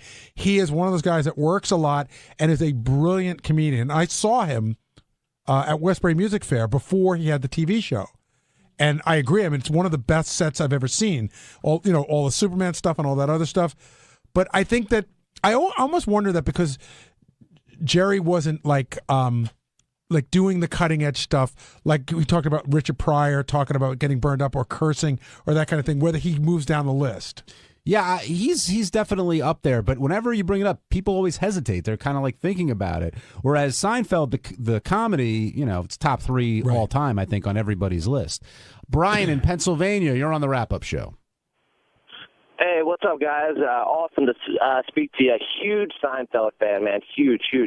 I was kind of off-put for the simple fact that when Jerry was in, he kind of seemed to not give Howard the credit that he deserves on his comedic ability. He kind of was like saying that Jerry wasn't a comedian, or that Howard wasn't a comedian. You know what I mean? I couldn't tell. John and I talked about this too. I couldn't tell if Jerry was sort of jabbing Howard, like whether he really didn't mean that, but saying it was just sort of poking him for fun. I think it was a bit of a poke, but I also think he was saying Howard's not a stand-up comedian. It's different because Jerry analyzes comedy to death. There's different, like Jerry clearly is stand-up who then went, and I thought this was interesting too. He was talking about Leno. You either go the talk show route or you go the sitcom route. With Howard, it's a different brand of comedy. He's a different type of entertainer. Because when we did the ID with him, he was talking, he couldn't believe that Howard was on from 6 till 10:45, 10:30 every day. I mean, that is, Chris Rock always comments on how he'd go crazy after, doing it for a week. But I do think that Jerry does find Howard funny. And what I was going to ask Ronnie, but he stepped out, was if Howard did do Jerry's show, would he be comfortable in the car? And do you think it would be a similar conversation to what we heard today? I think it would be a lot like what we heard today. Howard would be like, "Oh my God, why did I agree to this? Why did you bring this little shitty MG? You know I'm 6'6". Why are we going to Brooklyn? Can't we just go around the corner from my house?" Jared in Detroit, you're on the wrap-up show. Hey now. Hey Jared. Great interview, and I just love to hear Seinfeld's analysis of comedy. There's 2 comedians that really changed my perspective on what the comedy lifestyle is all about. Artie, for one, as far as the lifestyle and, the grind of going from city to city. And I used to think that comedians were like the most happiest-go-lucky people in the world, but he obviously changed my perspective on that. And then Seinfeld's the other one as far as just the science and the art form of it. It's not enough to just be a funny guy, but there's so many variables that go into it. You obviously have to have the funny premise, but you have to have the, choose the right verbiage and have the right cadence. And it's just really interesting to hear him break it down. He did a thing in the New York Times on their website a couple of weeks ago where he sort of broke down how he created a joke or a bit that he did. And it is, some comedians will say, like, this is bullshit. It's not a science. You either got it or you haven't. Jerry treats it like a science. Yeah, that article's still up there, and there's some video, too, that goes along with it where you can see him doing his thing. But another moment that stood out for me was, I forgot what the conversation was, but Howard responded to Jerry and like kind of waved his hands a little bit and did a thing. And Jerry goes, "That was a Kramer. Like, you did a really good Kramer moment there." And it was actually a Kramer moment without Howard even realizing it. But today, with Howard talking to Larry King and then Howard talking to Jerry Seinfeld, I mean, these are the days you dream of because you've got literally the best in the business doing their thing. 2 great guests, 2 great interviews. And by the way, I talked to Howard about this after the show, too. So much work went into both of them. You know what I mean? There was a lot of work. Howard really wanted a lot of research on both of them. He was very well prepared. He could have taken these interviews in any number of directions. He was ready for everything.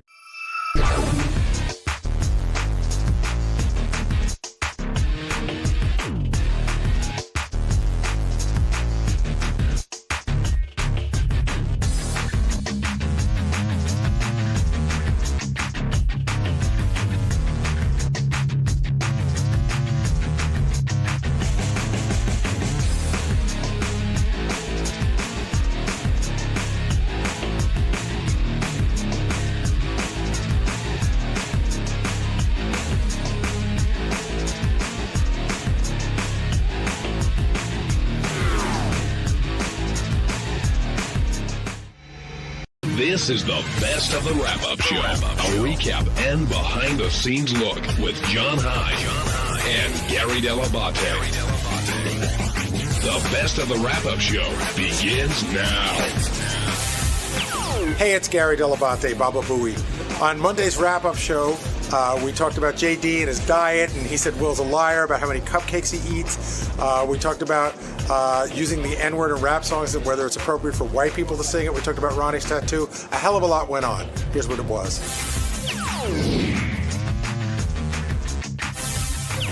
Why are you calling Will a liar? Because he lied about me on the show today. What did he lie about? The cupcakes. Not the Cheetos and the Pepsi? So listen, sometimes if I don't eat breakfast usually, but if I'm hungry. Sometimes you don't eat breakfast usually. Sometimes I don't eat breakfast. Okay. Okay? And if for some reason a certain day I feel like it, I will go to the vending machine and I will get chips because I'm not going to eat a Hershey chocolate bar. Why? Why are Doritos better than a Hershey bar? Oh, well, I don't know. They're both. Something tells me I thought the chips would be healthier. Well, they're both not good. But are you saying that you don't eat any when the crumb stuff comes on Wednesday? You don't eat any of it? I'm not saying I never have. Then Will's not a liar. Oh no. Okay. He said I've gone there with 2 or 3. He said I carried a box. He's being an asshole. Well, the box he was kidding about, but he said he said you were down on him like Tic Tacs. No. Okay. Because he's being fucking jokester Will. No. If I have one, does jokester Will get under your skin? Yes, he does. Yes. Have you told him this? Oh, have you told him this in a serious way? Not a like play along. Oh, you're breaking my balls. Like really, it's getting on my nerves. Well, I mean, yeah. I don't know. Well, you think that people would? Nobody does that here. Well, I want to know if he actually tried to do that. Listen, there's no way to do that with anyone around here. You just gotta take it. It's like it would be like walking into the 7th grade and telling the guy who mocks you all day, "Hey, you're hurting my feelings." It's like Ian Poulter yesterday tweeting that thing. Excellent analogy. You can't do that. So does it hurt when Gary's flashing pictures in there and Howard's talking about how heavy you are and how you don't care about your life? And can I start by saying I did feel bad about doing that, but when I walked in this morning and I saw those pictures on the wall. And I saw that one picture. I said, holy crap, I knew you were thinner when you started working for us, but I realized that picture was taken here. So you got heavier here. Listen, after I got done with the meds, something happened. I don't know if that was it or my body somehow changed all of a sudden. Yeah, you turned 30. Whatever, yeah. No, but shit happens. Gary, I know. Well, also his hair is longer. He's not shaven. He looks different than he does in those photos. But you can regardless of the weight. I've been playing around with a few looks, yes.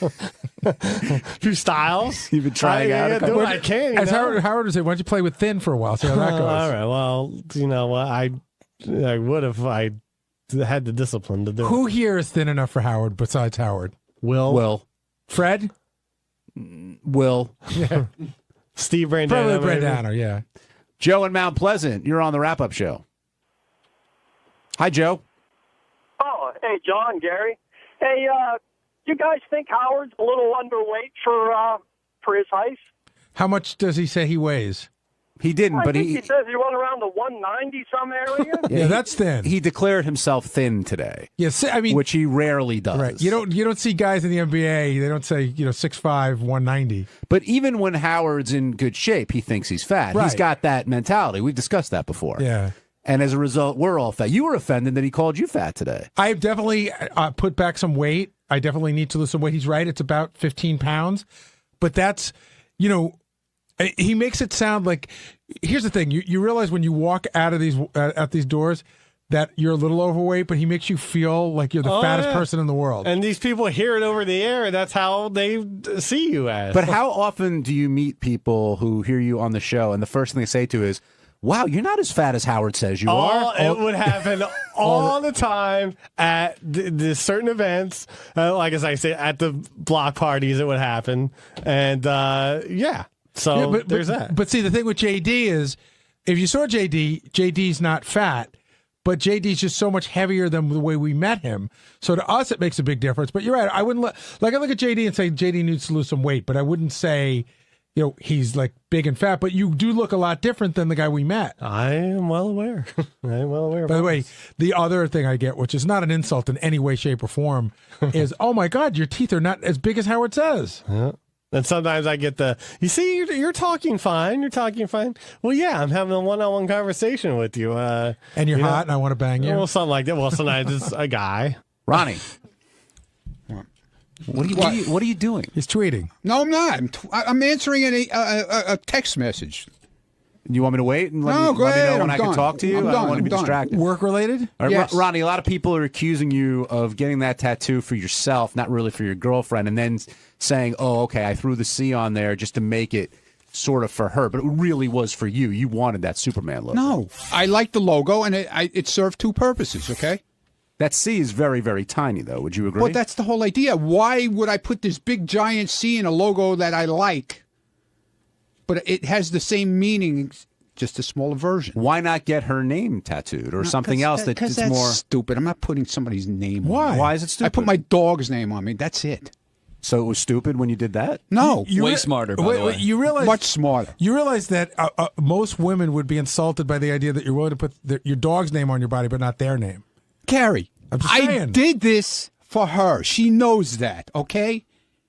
Did she ask for you to get that? We were talking about doing something for each other, okay?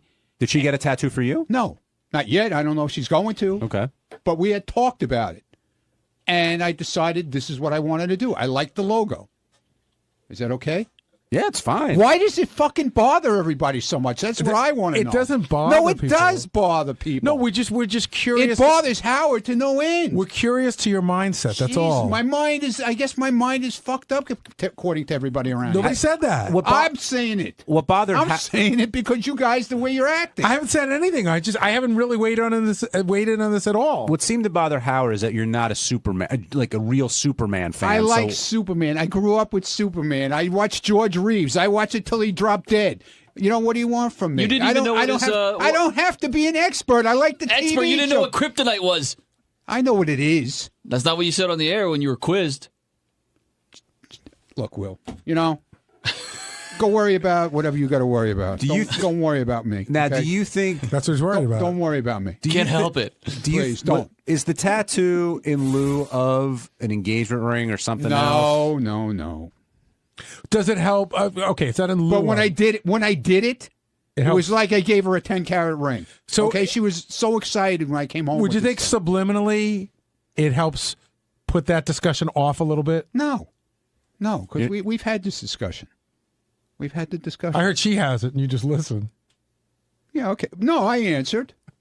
I had comments. What tattoo would you like her to get for you? I have no clue. She'll do whatever she wants. Doesn't bother you? No. And do you expect to see like a little M on the bottom of it, like you did with yours? I don't know what she's going to do. She should get a shark eating a dolphin. Or a shark eating a baby. Is that what he has? No. I got a shark with bones coming out of its mouth. It's no baby's head. Like everybody, he's always saying there's a baby's head. There's no baby's head. Why did the security team run the other way at Nobody AGT? ran at all. I'm telling you, that's what Howard said. I know what Howard said. So you were in on this prank? I wasn't in on the prank. You were aware of the prank? No, I was not aware of the prank. I was aware 3 hours ahead of time that Howie Mandel came in with a rubber snake to the building.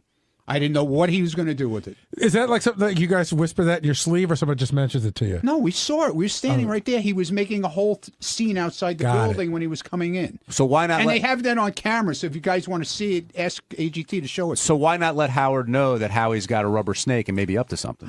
Why would I tell him that? I have no idea what he was doing. What he could have brought it for somebody's kid.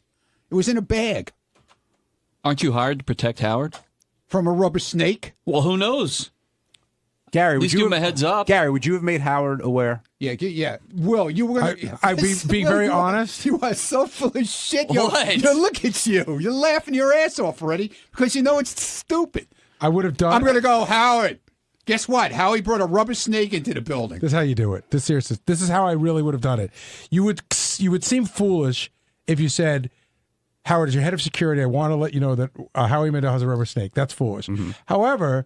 in your conversation with Howard, you could say, it's the weirdest thing. Howie was out front with this rubber snake. I don't know what he's got planned for, but it was weird. He was shooting the whole thing with it. Why not do something like that? Why do I have to say? I'm not supposed to be involved in anything. Remember last year I was involved in too many things. No, you're involved with protecting Howard. From a rubber snake? He doesn't want to be pranked. Ronnie's too busy with his own pranks. But he wasn't pranking anybody. He was pranking everyone, not just Howard. But I didn't have anything to do with it and knew nothing about it. So it's okay if you prank everyone, if Howard's included? John, please, give me a break. Why was everyone so curious about this car that you got? I don't know either. That's another thing. You got a car? Yeah, I got a car. When did you get it? 2 weeks ago. And what is it? 3 weeks ago, actually. And what is it? It's a Dodge Charger SRT8. Year? Brand new? 13, yeah, 13. Yeah, I caught that in the middle. What was King of All Blacks? What was his complaint that you got a used car? No, it's a car. He's claiming that in 2015 they're changing the body style. How he knows that, I don't know. He went on futurecars.com. Yeah, well, good for him. But the point is that you're always going to be chasing something. Yeah, I'm very happy with it right now. Good. Congratulations. Thank you. How many cars do you have? I got that in the pace car. That's it? Oh, no truck? I got rid of the truck for the Dodge. Oh, really? Yeah. Does they go really fast? Does it really go fast? Yeah. Yeah, it'll pin your head against the seat. 470 horsepower. So where do you take it out? I drive it. It's my car. But where can you can't drive that fast locally. Where can you take it out to open it up? You go Sunday mornings, like down on the Meadowbrook Parkway, that kind of thing? Yeah, out by Jones Beach Highway. Yeah, I take the pace car out there, too. That's what a lot of people do. Sunday mornings. Yeah, early, 6 o'clock. Not in the summer, by the way. Gary, I go in the summer. You wanted to chime in when the new Jay-Z song on the top 5 started because you're having, I wouldn't say issues with your youngest son. I set him straight. He's like, no, it's fine. It's cool. I talked to the guys. You can use the N-word. I'm like, no, you can't. So is he not going to use it, you think? I found a lot of disturbing things out on this vacation, but one of them was that he claims that they call him the something N-word. Like, that's their thing. He's like, no, it's cool. Yeah, I said, don't do it. Just because those guys say it's okay, does it make it okay? You shouldn't be using that word anyway, and just stop it. Who is them? More white kids, or there are some black kids? No, there's some black kids. So the black kids have let him, they call him, like, I don't know if they call him the albino N-word or whatever, because he's like really blonde. The black kid in Greenwich. Right. What were you going to say, Steve? No, that's what I wanted to know, because gonna... it makes a difference. I mean, if your white friends are telling you, it doesn't matter. Well, like when you see Jason singing these songs, and I don't know if he actually uses the N-word. He does, but I think he thinks he's being funny. I think he's just in the sense of like, I'm a white guy and I'm singing what a black guy wrote, and I'm just being true to the lyrics. I think that's his sort of inside joke. But why shouldn't you be able to sing a song? In other words, if I want to sing Blurred Lines, why can I not sing Magna Carta, what's it called? Magna Carta something or other? Holy Grail. Holy Grail. Why can't I sing that song as it was written? Why? Because the N-word's in it and you shouldn't be saying it. But that's how the song is written. But you're not the guy singing it. I understand what you're saying. When you write songs, isn't the point of writing a song to touch people and to move them and to get them to sing along? Yes, and if you feel comfortable singing that, you should go for it. We'll clap along. Go for it. I'll play a devil's advocate, but I'm not singing that out loud. I don't know. Will, what do you think? Is Jason, does he sing the songs verbatim, or does he... Who are we talking about, Jason Kaplan? Yeah. Big Kanye, Oh, no, Jay-Z he has a big fan. issue with the N-word. Yeah, I've never heard Jason. He claimed I'm the other asking, day, I don't know. and we were having an argument in the back office, that he claimed that if he owned a business and he heard 2 black guys using the N-word in the business in the kitchen, he would tell them to stop. He would. I don't believe that for Good one luck with second. that. Exactly. Can we get tickets for that? Were you waiting outside? What? No, I heard you guys say whether I sing the N-word in this Do song. So I you? came down Like, here. you're a big Jay-Z fan. In that song, when you're singing along, what do you do? I change it to homies. What? Homies, yeah. Because I don't like saying N-word, and it screws up the song when you're wrapping it around. In a lot of ways, homies is way more offensive. That might be more racist than saying the N-word. It might be. I have a... Why not say coloreds? I don't know. No, I don't know. I can't. I don't like saying the N-word. Like, my wife listens to the same music I do, if not more, and she'll just say the word when she's singing along with it. And she just shouts it, man. Yeah. And I tell her, I'm like, oh no, that makes me uncomfortable. So she'll just do it more. But I think this whole thing is sort of a bit of a rite of passage, because we talked about this on the air. I went through this with my older son. That song, Nelly's song, Country Grammar. Gary, you've already lost the battle. Your kid's on Xbox? He used to play online? Yeah. Yeah, he's heard the N-word every single imaginable way you can hear it. There's hearing it is not the issue. Right. Knowing not to say it again is the issue. But that's on Country Grammar. There's a line, and we played it on the air, where he uses the N-word about 17 times in a row.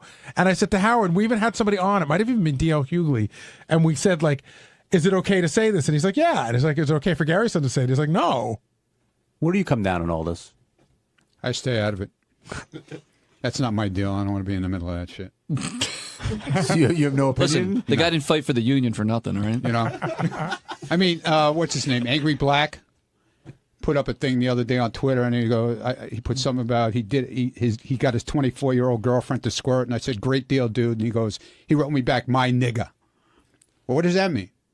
That because I'm on his team now? Yes. What did you think it meant? You're a team. Well, that's what I thought it meant. But I'm not. I didn't. I said, "Cool it down, dude," with that. You know. Paul in Ohio, you're on the wrap-up show. Hey, good morning, everybody. Hey, Paul. I got a perfect word for you to use for your drops when you're listening to your rap song. Just use the word ninja. It fits in. Try any song you know and throw that line in. It works perfectly. Jason, have you and your wife tried using the word ninja instead of the N-word? Would you feel more comfortable with that? No, but I'll try it. I probably feel more comfortable with any other word. I don't know. I can't. What are you afraid of? No, I don't. I'll tell you. Are you afraid of getting like punched in the head? No, it just sounds like such a horrible. I don't know. I just can't think of a worse thing to say. It is horrible. If you're alone in your car listening to the song, you're telling me that you're going to say homies or something else, or are you just going to sing it as is? I'll just like drown out. But if it's such a horrible word, then why did Jay-Z put it in the song 72 times? Because it's so confusing. I don't know. I don't know. It's a horrible word, but then some people, especially people who would be called that word, can use it in a way that makes it seem cool and awesome, and they're selling it. But then if I say it, it's horrible and mean, and I don't know. The whole thing is just very confusing. So I err on the side of just stay the fuck away from it. Yeah, but when you say it's so horrible, as possible. You say, "Oh, I can't say because it's so horrible," but you'll listen to it 1,000 times in the song. It's art, man. It's art. So why don't you turn it off? It's art. If it I like offends the you songs so much, it doesn't offend me in the sense that, like, I don't know. It doesn't offend me if I hear it in a song used by a black person. I don't know. It doesn't offend me in the same way. But coming out of my mouth or coming out of somebody else's mouth, like if Gary just dropped it in casual conversation, it would be, it would be like being hit over the head with a mallet. So what did you do at the Kanye show? Were you singing along, or were you just nodding your head? First of all, I could barely rap along to rap. Like it's very fast, and I don't have that. I'm not making a claim of being Jon Leiberman over here. I can't exactly spit out the rhymes. But I just don't say it. I don't know what to tell you. I try my best when singing along with the songs not to say it. Has it ever happened? I don't. I mean, I can't say I've never. I certainly can't say I've never said the word in my life. But I don't know. But you're offended by the word because you said when we had that argument in the back office that if you saw two black employees using the word at your restaurant, you would tell them stop. I said yes. Well, how did you use the word? You said you've used it. They were talking about Paula Deen and Paul. Oh, have I used it? Yeah, I don't probably singing along with a rap lyric. I mean, I haven't used it like in conversation. I'm just saying I can't say. I was just like Paul Deen up here on the stand. I was looking up something online because I wanted to make sure it was true. I heard Maya Angelou talking about how she met Tupac on the set of Poetic Justice and how he was using all these words and she took him to the side and gave him a talking to and he started to cry.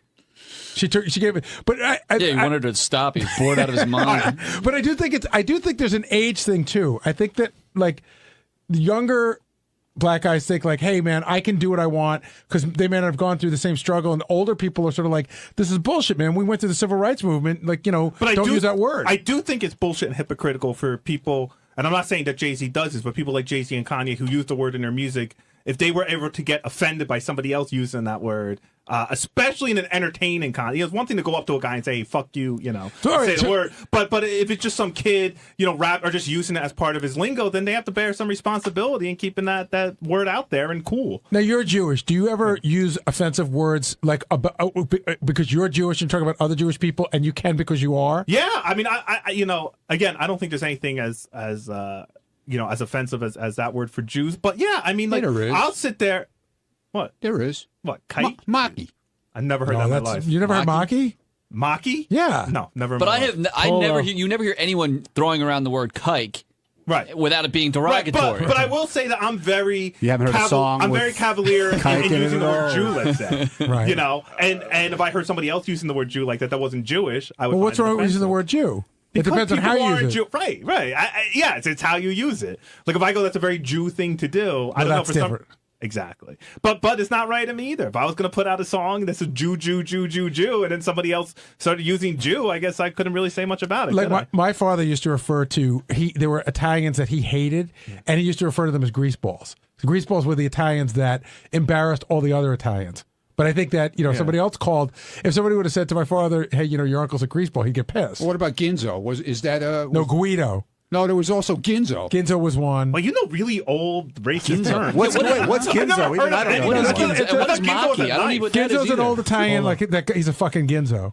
I've heard Maki before. I've never heard Ginzo. But what does it mean? Maki's like it's an anti-Semitic slur. Yeah. For what, fish? I don't know. I don't know where it came from. I don't know where it came from either, but I hear it a lot of times. Matt in New Orleans, you're on the wrap-up show. Maki. Hey now. Hey, Matt. How's it going, guys? Good. I think everyone's being a little too sensitive about the word. I mean, the word shouldn't be said by anyone. I'm from the deep South, man. I mean, I've grown up with that word my entire life on both sides, black and white. I mean, the rappers that call themselves that and use it in their music, I mean, I don't see anything wrong in saying it, but I just think everybody's being way too sensitive about the word. I mean, you're breaking it down to like Niggaz compared to Nigger. It's like 2 or 3 letters that people are freaking out over. I mean, it's just ridiculous. Well, Matt, shouldn't be said. Matt, do you think Jason has the right to break up the argument between his 2 employees who may be using it with one that's another? not what I said. Yes, by it the way. is. No, I did not say that. I said if people, we were talking about Paula Deen, and she said that, my chefs use it all. My cooks in the back use it all the time. And guess what? Everyone has to be comfortable at work. Every employee. So if I walked back into work and there were 2 employees, black employees or white employees that were using that word a lot and loudly and in a way that was offending other people, then that's not at work. There's language you use at work and there's language you don't use at work. Well, Jason runs a tight ship. Thanks for calling, Matt. Ship.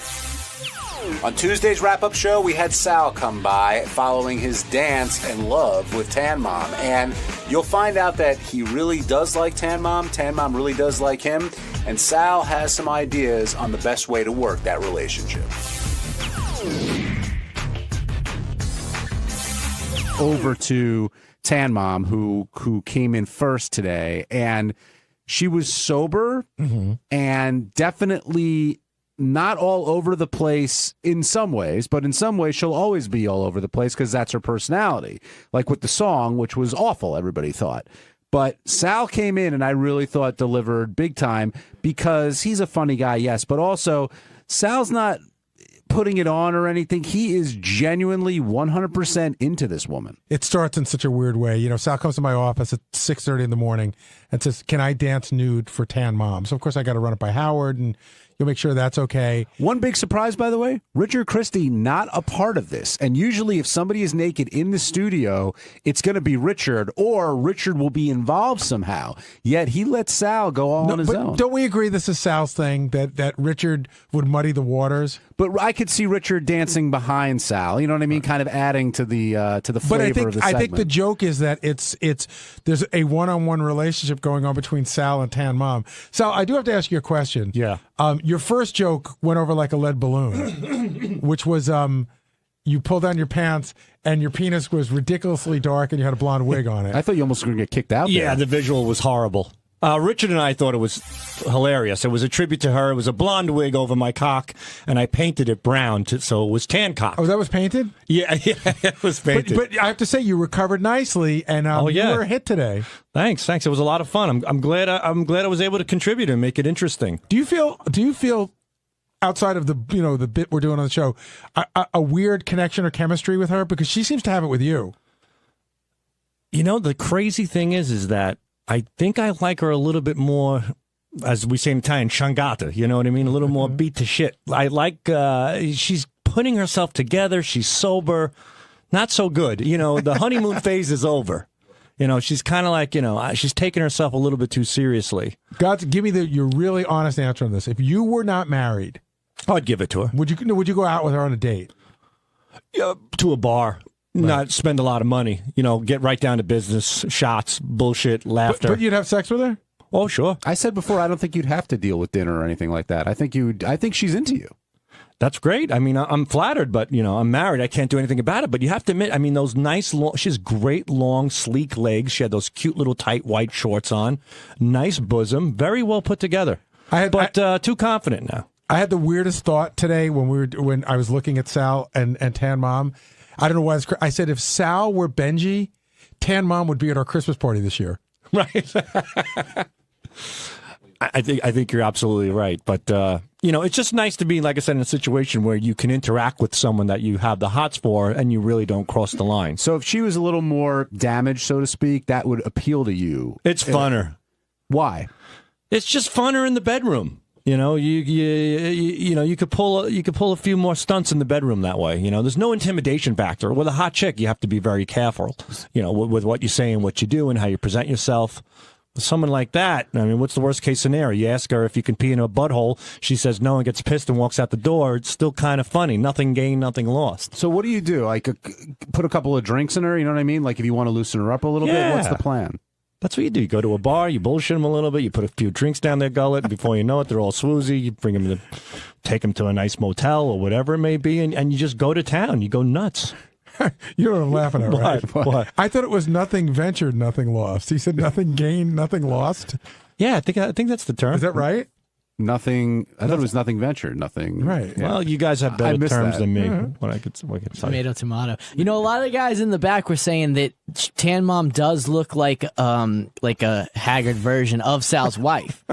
That's not a put down of Sal's wife. No, not at all. But it Sal's wife's gorgeous. It explains a lot because Tan Mom is the dirty version for him to do the things that he wants to do with his wife. Yeah, that's a great point. Is that how you see her, as sort of the dirty version, banged up version of your wife? Perhaps. I don't know. I don't know. I just have a fetish for that. I like old women and I like trailer. I'm not implying she's trailer park trash, but lately I go to a lot of trailer park trash porn sites. Is there an actual site called Trailer Park? Yeah. There's quite a few of them. It's Really? great. As soon as I go to Tube Galore, I type in trailer park, and there's some great ones, real great amateur ones. I mean, they're banging in these tiny campers that they could barely move in. Usually the guy is fat and ugly, and I don't know why, but I identify with that. It seems more realistic. Like when a woman's banging a studly-looking guy, like a UFC body, it kind of disappoints me. But when you see a fat guy and he's got a saggy ass, like, you know what? This is legitimate. She's willing to fuck this disaster of a man. I have a legitimate shot. She's going the distance. I applaud these women. Every time you come in here, you have a new site. Not necessarily a site, but a new fetish. Yeah. Yeah, I'm still with the old women. I'm still doing that, but I love trailer park. That is my hot trailer park, and outside amateur orgies are really good. And what happened when the interview ended, Sal? Because she seemed to be all over you. That was crazy. During the break, what happened? Well, she came over, we took a picture, and then in the middle of the picture, she kind of swung around, she gave me a big squeeze, she pushed me back onto the couch, she bit my face, and then she grabbed my pants. Was it she pushed you back on the couch and she got on top of you? She got on top of me like she was humping me. Right. Then she bit you. Where'd she bite you? On my cheek, on my face. I'm like, whoa! I go, you bit me. I go, what are you doing? And she was laughing, and then she grabbed my, my package. I'm like, whoa. Stop the clock. Stop the clock here. I'm married. See, she seems kind of wild. This Sal. is on tape. What are you, nuts? Sal, she seems kind of wild, sober. You know what I mean? You're saying put a couple in her and look out. Put a couple in her. Forget about it, man. It's Disneyland for dick. We're going the distance. I mean that. We're going. Yeah. By the way, I couldn't figure out when she was talking about she only drinks skinny wine. She said, did she mean she only drinks that skinny bitch stuff? Is that what she was talking about? I think so. The skinny girl Skinny girl. I think Bethany makes them. That's right. Skinny girl martini, skinny girl sangria. She goes, I thought Howard was like, what, is the bottle skinny? We couldn't figure it out. Jennifer in New York, welcome to the wrap-up show. I'll give her something to drink. Hi, Jennifer. Sal is such a fucking pig. I can't. How? His wife should be really proud. Why am I a pig? Because of what you're saying, like it's just so. I'm not all into. It's so degrading, though. How you're talking about how you would love to get her. It doesn't matter if a woman's like that. You could throw her out of bed. It's so fucking wrong. Women love that shit. You ever see the Walk of Shame? What do you think they're doing? They're not ironing in that room. What does your wife think about this? How do you fuck your wife? I don't. She must be proud. good day. Jennifer, Bye-bye. Jennifer, I do want to say something to you before you go. Sal is gross, but I do have to say, you'd be surprised. More like, are you married? Yeah, I'm married. Your husband probably talks more like Sal than you know. It's water just, cooler talk. Just not in front of you. Yeah, that's. I agree. I swear I'm not a prude. It's so, I don't know, to hear him say it is so funny about it. It's just crazy. I know. I understand. He's just such, I can't believe he's got the, what does his wife think about this? Well, she doesn't think anything because I'm just expressing my fantasies. Jennifer, his wife stopped listening to him and the show ages ago. Listen. That'd be great. Well, you guys have a good day. You too, Jennifer. Thanks. Thanks, Jennifer. Now, she says you're degrading. Well, in what way do you think she meant? Like, what? I don't know. It takes two to tango. If a woman's willing to, go crazy in the bedroom, then it's up to two people. Believe it or not, ladies, women out there kind of like this stuff. There are women out there that like licking ass and getting nutty and getting involved in Chinese swinging baskets, and some women like to get peed on. It's a personal preference. Do you like it? Has it, nothing to do with me. Do you like it being done to you? Sure. So you're up for the Chinese swinging basket or any? I mean, I don't want anything inserted in me, but whatever. Would you let Tan Mom pee on you? I'm not into that, but if she wanted to, I mean, if it meant I get to reciprocate with something, yeah, sure, why not? You like to do it to her. Yeah, maybe. It would be fun, yeah, in the shower. That's sort of my question, Sal. Is it a two-way street with you, or are you the one sort of doing the dominating and the degrading? Two-way street. I want a woman who can out-top me. That's the key. Like if I say to the girl, I want to pee on your face, she goes, how about my asshole and my face? I'm like, whoa. I want a woman who can raise the bar. What if she says, I want to pee on your face, and she goes, great, I want to shit on your chest. She's raising the bar there, Sal. I mean, come on, Jesus Christ. I'm raising the lock on the door and getting the fuck out of there. Let's not make it gross, John. Yeah, shitting is gross. That's where I draw the line. Shannon in Kentucky, you're on the wrap-up show. Hey now. Hey now. I think Sal's probably going to go home and jerk off tonight. He sounds like he's pretty excited about this. Yeah, my hands will probably be all brown because I got brown paint all over my cock. But what did you paint it with? Just watercolor paints. You know, we buy them at the local pharmacy. We painted it up. Now, how did it feel when she looked you in the eye and told you that she actually masturbated thinking of you? I was very flattered. I mean, that's really nice. It's, you know. Anytime somebody compliments you in any capacity, it's nice. And the fact that I find that she's cute and she said that about me, it feels good. It feels pretty good. Does the tanning thing play into this at all? The fact that she was into tanning, or that's how she kind of became famous? And I know you're big on the tanning bed. Not the tanning thing, the whole thing. I mean, the fact that she, sizzled herself. I mean, she burnt herself to a crisp. She's dragging her kid in there. The kid's getting allegedly hit with these bulbs. You know, you got a loony bin on your hands, and that's hot. Because crazy chicks, Gary, crazy, you know what they say? All guys say this. Crazy chicks are the best in bed, but the worst to deal with. So when it comes down to Tan Mom, get her in the bar, get the drinks down her throat, get the cock inside of her, go to town, and get out. That's it. No room for conversation. Yeah, it sounds like a great plan until you can't get out. You can't get out. Right. Sal, before you came in, we were talking a little bit about BronyCon and who's into that kind of stuff. I know you're into a lot of crazy stuff, but that's not your thing, right? That's where I draw the line. Ever pleasured yourself to a cartoon of any kind? No, not even close. I mean, the only thing that was kind of hot was when Thelma was getting banged by Shaggy. It was a Scooby-Doo parody. Mm-hmm. Even that didn't get me going. I mean, it's just cartoons. It just doesn't do it for me. It was an animated Scooby-Doo parody? Or? Yeah, it was an animated Scooby-Doo porn parody. You can type all that stuff in on the net. My buddy calls me Scooby-Doo, so I send it. He goes, hey, Scooby, and I go, hey, check out what I'm doing, and I send him back Scooby-Doo fucking Thelma. Why does he call you Scooby-Doo? I don't know. He calls me Scooby-Doo. I call him Scrappy. No reason why? Just you like the names? He just one day called me Scooby, and I call, And you didn't question it? No. And I called him Scrappy back, so we're Scooby and Scrappy. Why ask, right? It's so bad. So, no, none of the cartoons, I mean... No, how about you? Do I ever jerk off to a cartoon? Like the Smurfs? No, I can't say I did. Gary, you? No, but I do. I remember being really traumatized as a kid. One of my neighbors, his brother was like the pothead guy, and had a lock on his room. And one day he left his room unlocked, and we went in there, and he had a poster of Popeye fucking olive oil, and it just was like disturbing because I was a kid, and I was like, I didn't think they did that. You just don't go there, right? That's just a place you don't want to go. Frank and Comac, you're on the wrap-up show.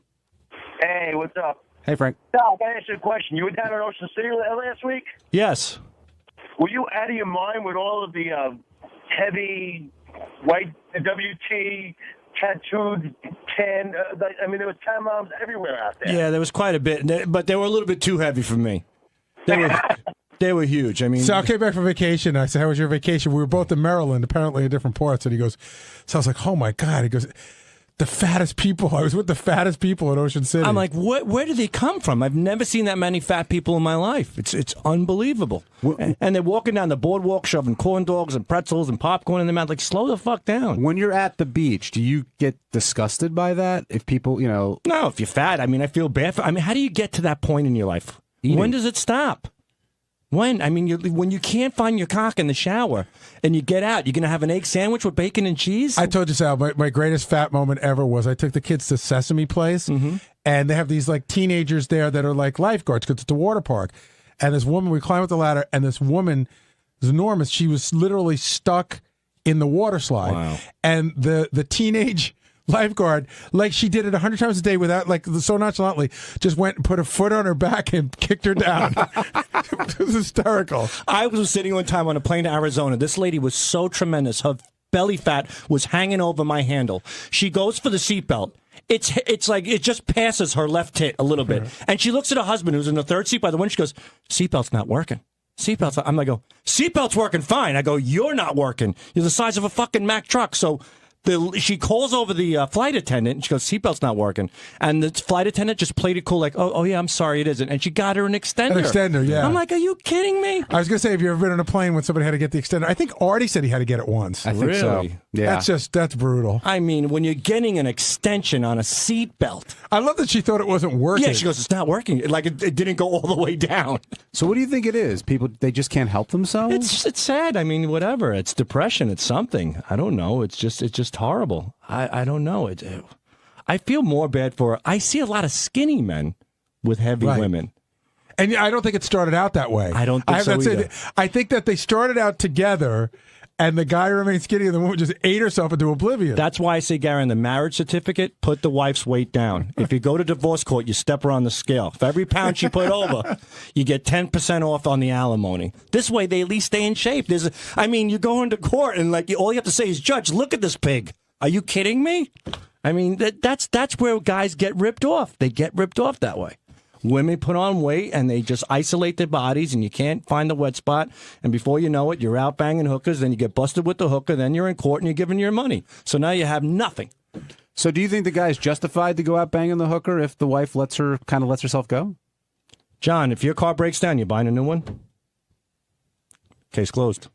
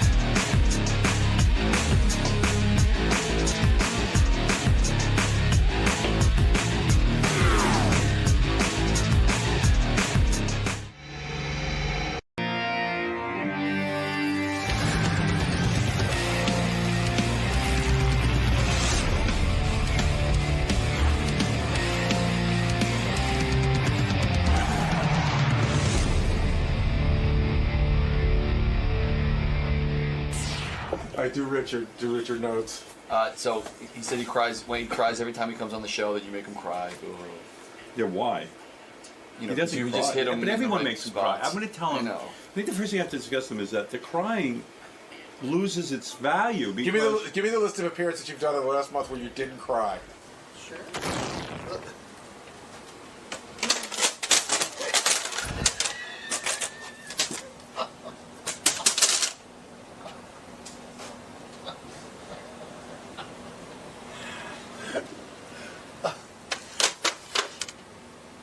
Are you looking at the Wall of Fame?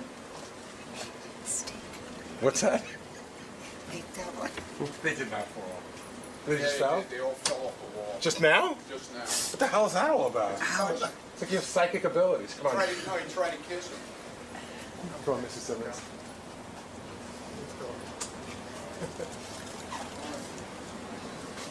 Come on, because I got to talk to you before we go in.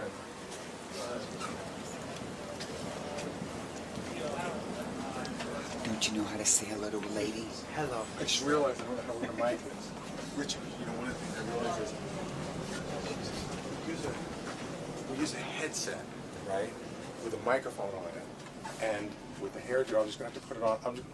I'll just work with me. I'll put it on in a weird way. You know what I'm talking about? I won't miss it either way. Welcome. Are you looking forward to this? This what? Reuniting with Howard. Let me just a minute.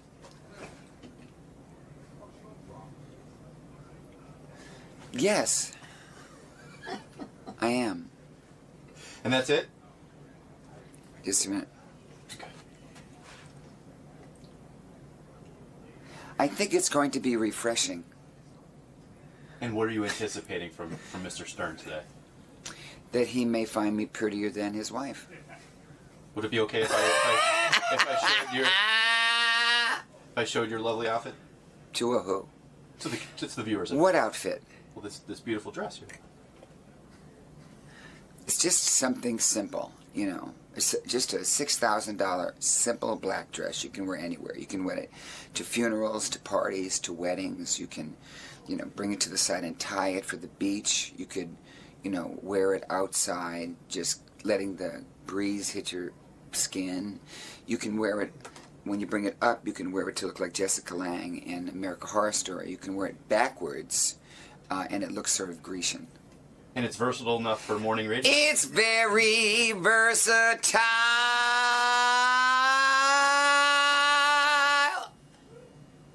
All right, we'll see you in the studio. So Richard Simmons is here. We're going to start with him. He's here early. We've got such a packed show, we had to squeeze him in early.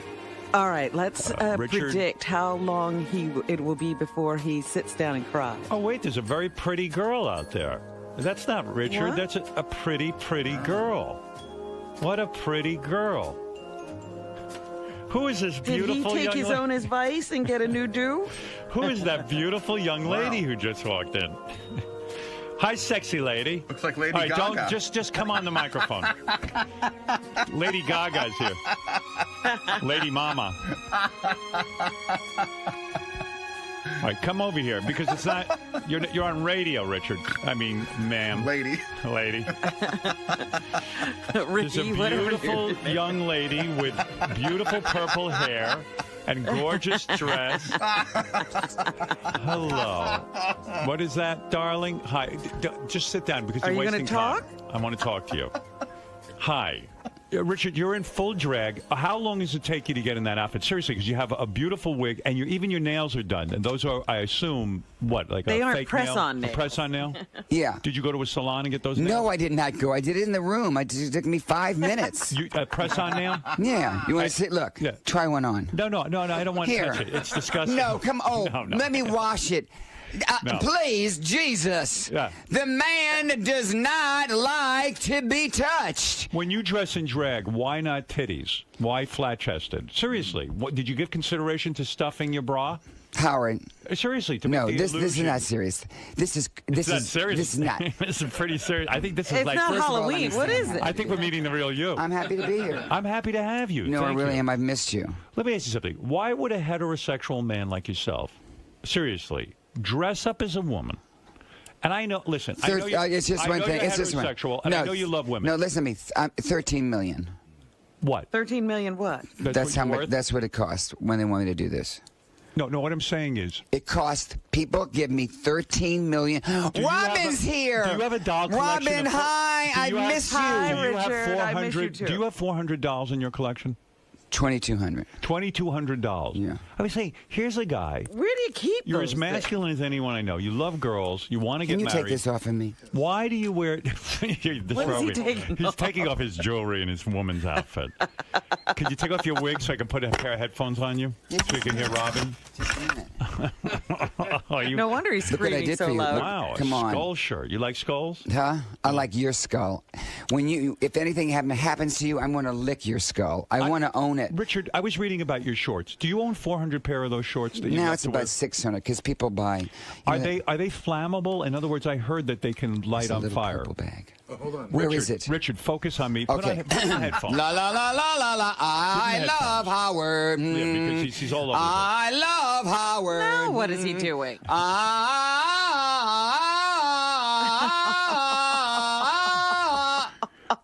Your new single is just Hairdo. go back to the shorts. I'll go to hairdo in a minute. Yeah, these. Seriously, are they flammable? Yeah, that's why they got rid of them. So they don't make those anymore. Well, they make a new. Dolphin makes the new short, but it's not like this. The problem is this material is flammable. So you have. But don't get any ideas. You have over 1,000. You know, I don't want to end up being like Sissy Spacek and Carrie.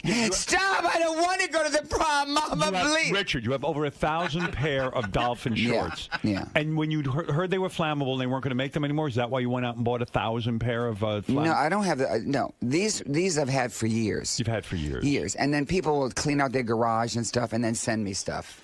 And then I give it to people. People say I'm dressing up as Halloween, and I send them. You know. Right. I need the purple bag. Okay, I want it now. I have to hold your microphone. I'll do it. Somebody else get the purple bag, Gary? Mother, daughter, mother. Where's the pictures? Right here. Richard. I got to show you this. This is going to bring back a memory. What is it? All right. First, I want you to see this picture.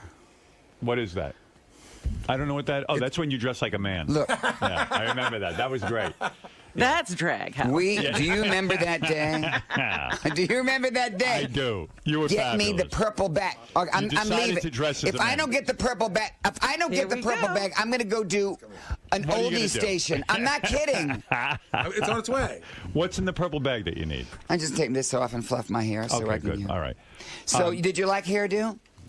Richard has a new single out called Hairdo. This is serious. Yeah, it's serious. It's as serious as anyone can be. What the sales must be through the roof. When I heard this, it's a rap song featuring you. Yeah. It's fantastic. When did you get into rap? When did you first discover you could rap? Well, Look at that hairdo. I just decided. Put the wig back on. I'm trying to find something to throw. No. Seriously, then why you have to say those things to upset me? Stop it. No, You I look mean it. great. You always have to put. There's something you always have to put down. You're 65. You look like you're 20. Yeah. Are you 65? Yeah, I'm 65. That is unbelievable. Do you think about death at all, or are you just one of those people that can't even face it? Here. I watched over and over the burial of Evita Peron. Right. And why Evita Peron? Were you a fan? because it was a beautiful Where do you coffin. have that? Right. And she had 5,000 Yeah, where do you flowers. see that? Where do you get Where do you get that? or take away his microphone? Now he has one in his headphones. That's good. Yeah. So now I did Wait. hairdo. Yeah. I think that music is wonderful. We love music. It's our Yes. therapy. It makes people happy. Who invested in this? In other words, you had to go in a recording studio. Did you put up your own money, or did some record company put up money? No, I put up my own money. I had to figure that. Chris Phillips and Kathy Phillips, they do the music. All right, here is Hairdo. Let me play it for Robin, who has yet to hear it, which is unbelievable that she's the last person in this country who hasn't heard Yeah, I don't know Hairdo. where I'm. We're ready. We're ready. Here we go. Wow. It's action-packed. Short, long, straight, or curly. Get something cute. Wait. Or curly. Get something cute. Get something girly. Short, long, straight, or curly. I'm going on tour. Are you? I did 29 songs I've written, and I'm doing duets. No, I am. Duets? With who? Short, long, straight, or curly. Get something cute, get something girly. An afro, a buzz cut, a French I'm twist. going to throw up. Richard's coming on to me. No, that would be Richard- the last day that I would do that. I would rather be celibate and go into a seminary. I was watching an appearance, several appearances. You've been on TV a lot lately. Yeah. I watched you on Jimmy Kimmel. Yeah. I watched you on Home Shopping Network. I'm on JTV, That jewelry television. Jewelry television. Thank you, Robin. And Richard, you cry at the drop of a hat. And you cry. He's going to start with me, and you all two are being quiet. No, I want to say something to you. If you cry everywhere, and a lot of the times there's no, I don't cry there's no everywhere. actual tears. You know, which Howard, it's don't become do a this. shtick. I want No, to don't do talk to you this. about it. I Do haven't this. talked to you in a while. It's not a put down. It's It is, not. It's because a question about no. your performance. It's not a performance. But okay, it is. listen to me. You when are a performer. I just came back from Sao Paulo, Brazil. I know you dug a well. There was for an orphan. Yeah, let's breeze over that. Do you breeze over all the charity things you do? Yeah, but you dug a well. No. You dug a well for an orphanage. Am I wrong? Yeah. Okay. But this that is was very lovely. Well, that's beautiful. But this is the beginning of going Did you to. dig the hole yourself? No. Stop No, I it. just want Sit down. no because Sit I get. down. No, seriously, what happened at the orphanage? Well, the water was contaminated. How did you learn of this? A friend of mine told me about the orphanage. A friend says to you, hey, there's an orphanage, they have no money, Yes. they need a well. Yes. And what does it cost to dig a well? Quite a bit of money because you have to In go other words, 300 Did you have to do feet this down. on your own? In other words, you put up all the money? I put up all the money. How much did it cost to dig a well so other people can get involved? Would you say? $30,000. 30 grand. Yeah. So But now that's these very children gracious. have water to bathe in. The kitchen has water to cook in. They have water to drink. But this is just the beginning. You know, you do a lot of charity work, and also your wife does. Yes. And there are 6 million orphans, and there's orphanages It's all horrible. over It's the an world. epidemic, and that's why these fucks who are against abortion. All right, You all know, right. There's all right. so many unwanted children. But Am I here's the- correct? here's the- do you agree? yes, Where do you yes. stand on abortion? I know you're a Catholic, but where do you stand on it? I really don't talk about politics. You never. No, it's just. Do you not. vote? Yes. You always vote. Always vote. Did you hear the Pope? Did you Yes. think that was great? Is this terrific? I think this Pope's a really fabulous Pope. I'm with you. But let me say this. I went to Sao Paulo. I built this is the beginning of what I'm going to do. I have a foundation that's called Richard Simmons and Family.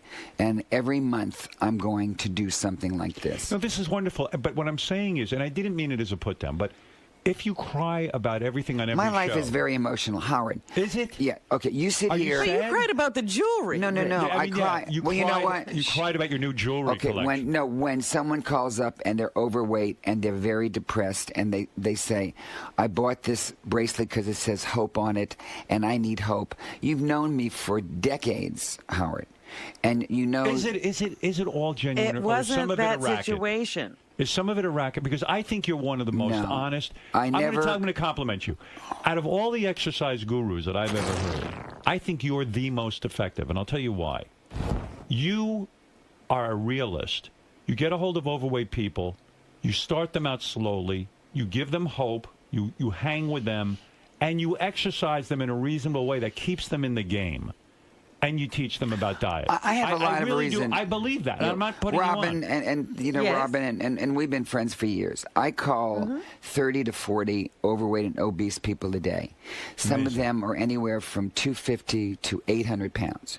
Now this is very emotional. This isn't like I'm calling someone who has to lose 10 pounds. Right. These are people that may have been abused, may have had a bad divorce, kids taken away from them, a loss of job, and now they're housebound. Now, I am very, because I was overweight, this is very sensitive to me. Hey, I heard you talk as a child. You were obese, right? As a child, were you a model for for overweight fat kids? Were you a fat kids model? I heard a story. Now, tell me if it's true or false. You modeled and you made so much money.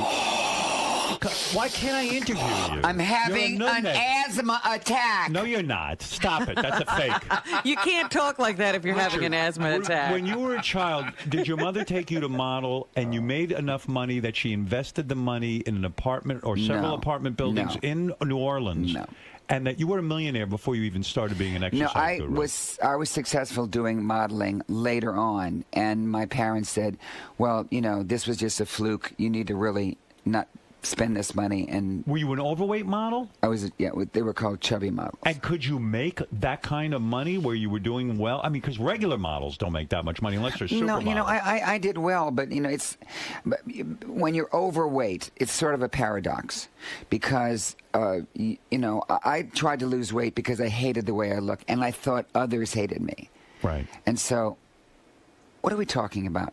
I'm not here to talk about that. Why all of am a sudden I you're going opening you down, up? ease on down the wrong road. Why are you it's so- like why don't you Dorothy. ever talk It's about like your you're life? Dorothy and you got Toto and you're going down the wrong. But you can't Why come am I on here? here. I'm here to say, You can't come in. I love No, you. stop. Come here, touch me. No, I don't want to touch. Come here. No, I wanna Richard. say- No, just stay. I've taken a shower. I've cleansed. I don't want I've to touch cleansed with. anybody. I went to St. Patrick's. I It's not cleansed with you. holy water. It's not you. It's just I don't want to touch anybody. Anybody. Why is that? Because I have a germphobe. Look, what I'm saying. Can we is- just hold hands for no, a minute? No. That's the word. I've got to. What if I spread this? Look. No. Wait, look.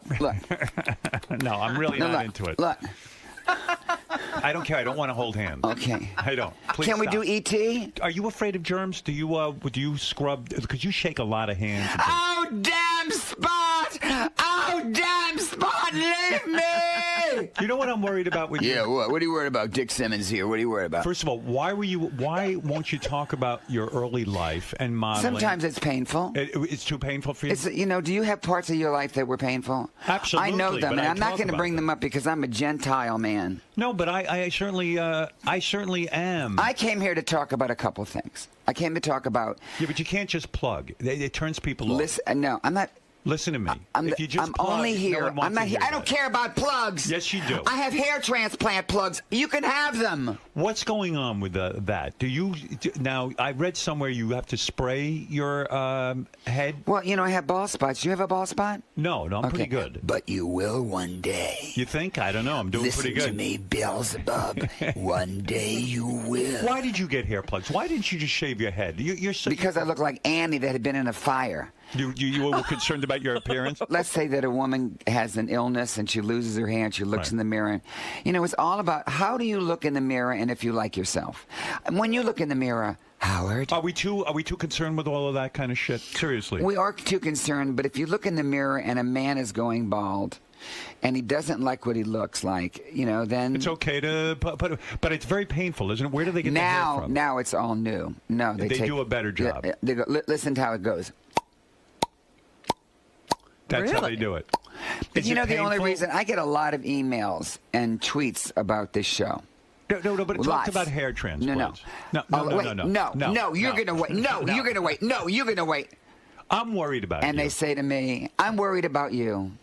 I'm Are so you worried sad you about never you. had children of You're your own? spreading Are you yourself sad? too thin. Are you sad? sit there with the talent people. Then you do this. Then you go to the large mansion.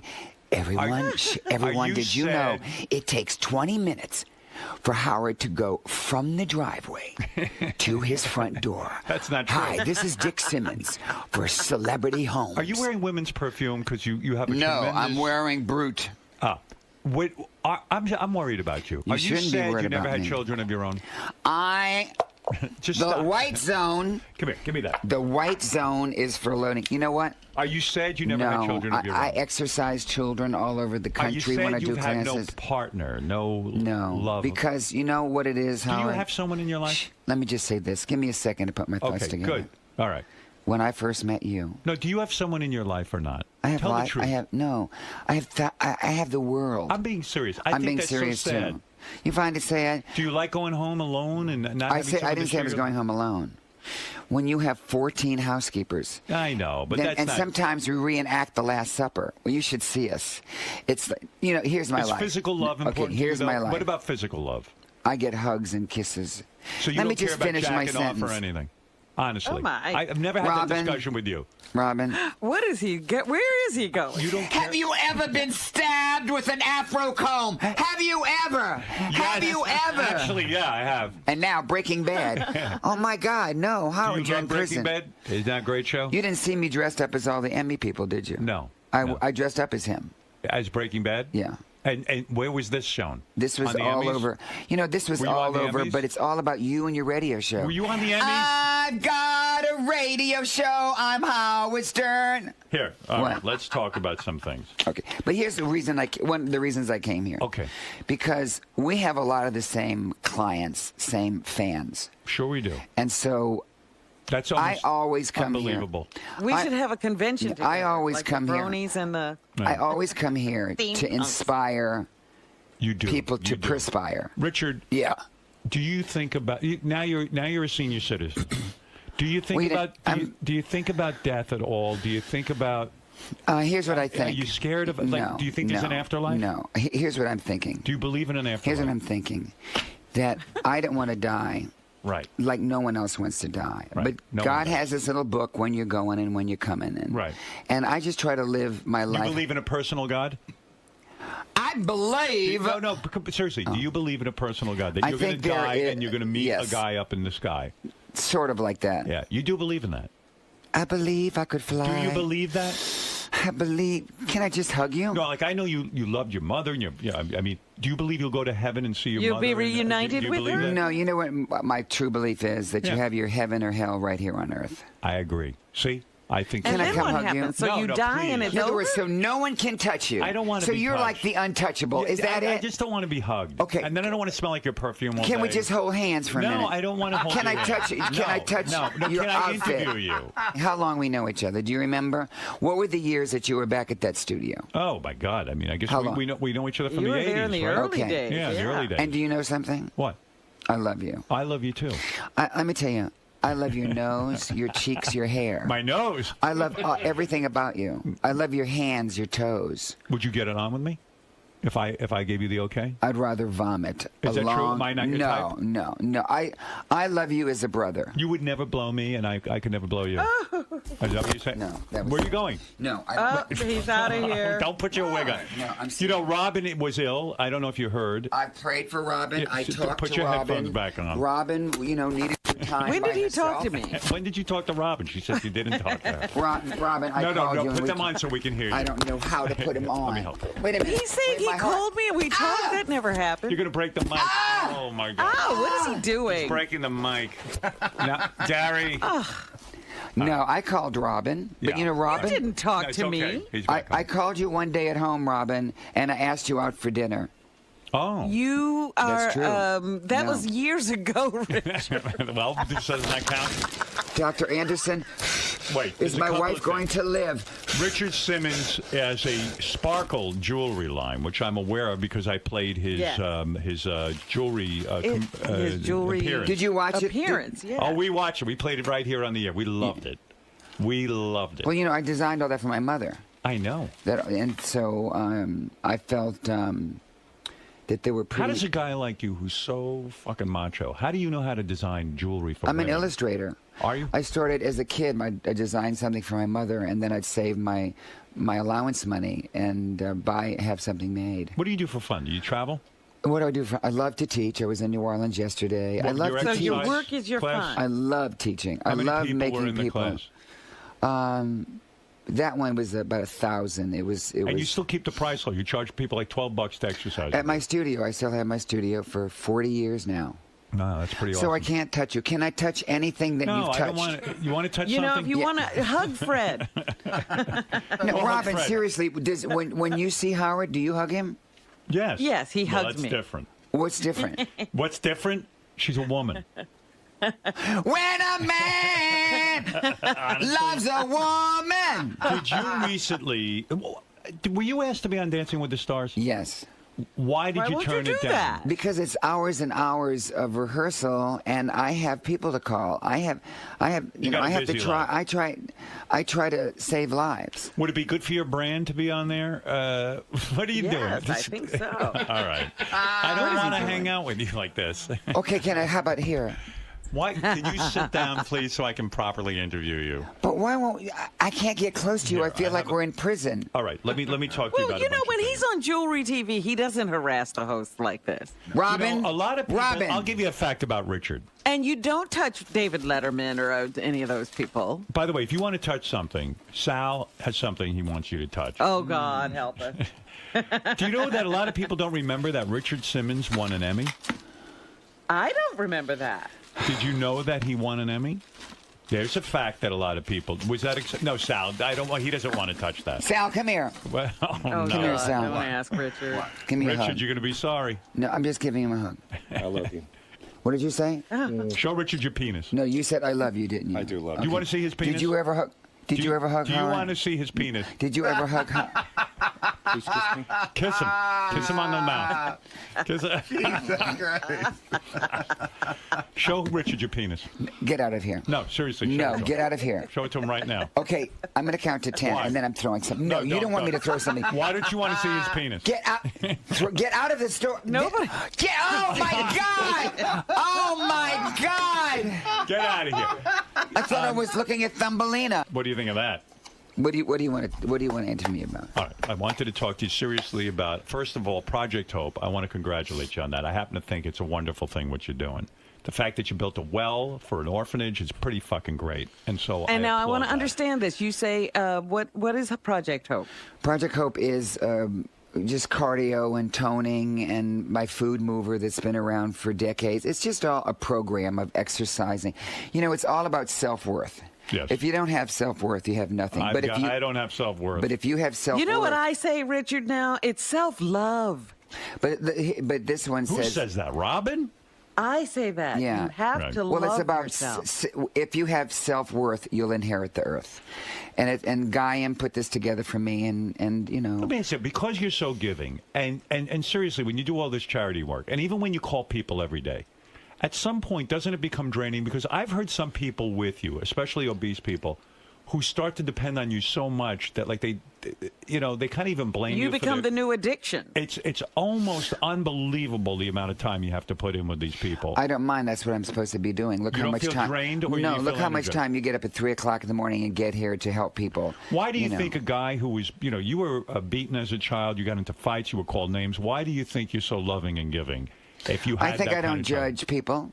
I think that I love them unconditionally, and I think I want to help them because I helped me, and I haven't gained my weight back in all these years. See, I always felt an underlying anger with you that I don't think you've ever addressed. Anger? Have you ever been in therapy? You're talking about anger? Yeah, this is what I'm talking about. No, you're talking about Have you ever anger. been- Is that have what you you ever- want? have You you want to ever see been- anger? No, stop. Fine. Stop. You want to Oh, see my God. anger? I'm going to tell you anger right now, because now you're going to see Don't it. you take apart the You're studio. going No. to see anger. I'm going to bring Salem with his penis. If you just screwed up my entire deal here. Look at me. No, your cleavage is showing. Just tell me that you love me. I do love you. Tell me how much you love me, like on a scale of 1 to 10. A 1. A 1. I love you. A 1. Is that true? Oh, my goodness, I don't even think you can call that a one. I don't. You know, I don't I'm love not you. loving what you're doing.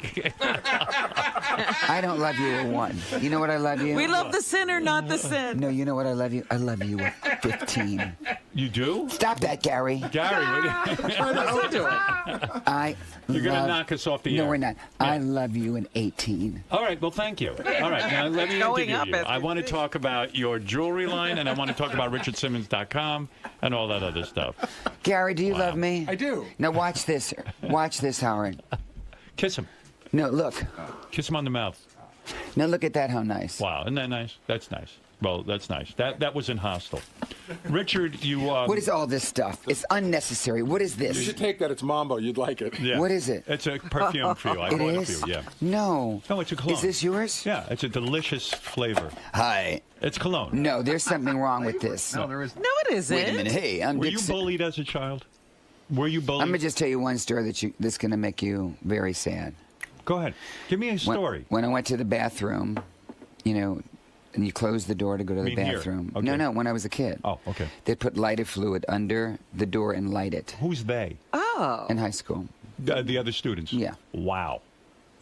So Why? Because you were... Because I was fat, because I was different, because I sang songs, because... Were you joyous as a kid, or were you... Joyous, very. My whole when life kids has are been... lighting the bathroom my on whole fire. life has been, can I make somebody happy? Can I make somebody laugh? I know you love women, and I know I know you fuck tons of broads, and that's Yes. your business. You know something right But now. were you I'm leaving here. Were you Well, perceived Dick as Simmons does. as effeminate as a child? Yeah, I was perceived more than effeminate, different, a little silly. You didn't try to disguise when you were in high school. Did you try to tone down your natural? I tried, but wearing my mother's heels to class. No, was you come on, be serious.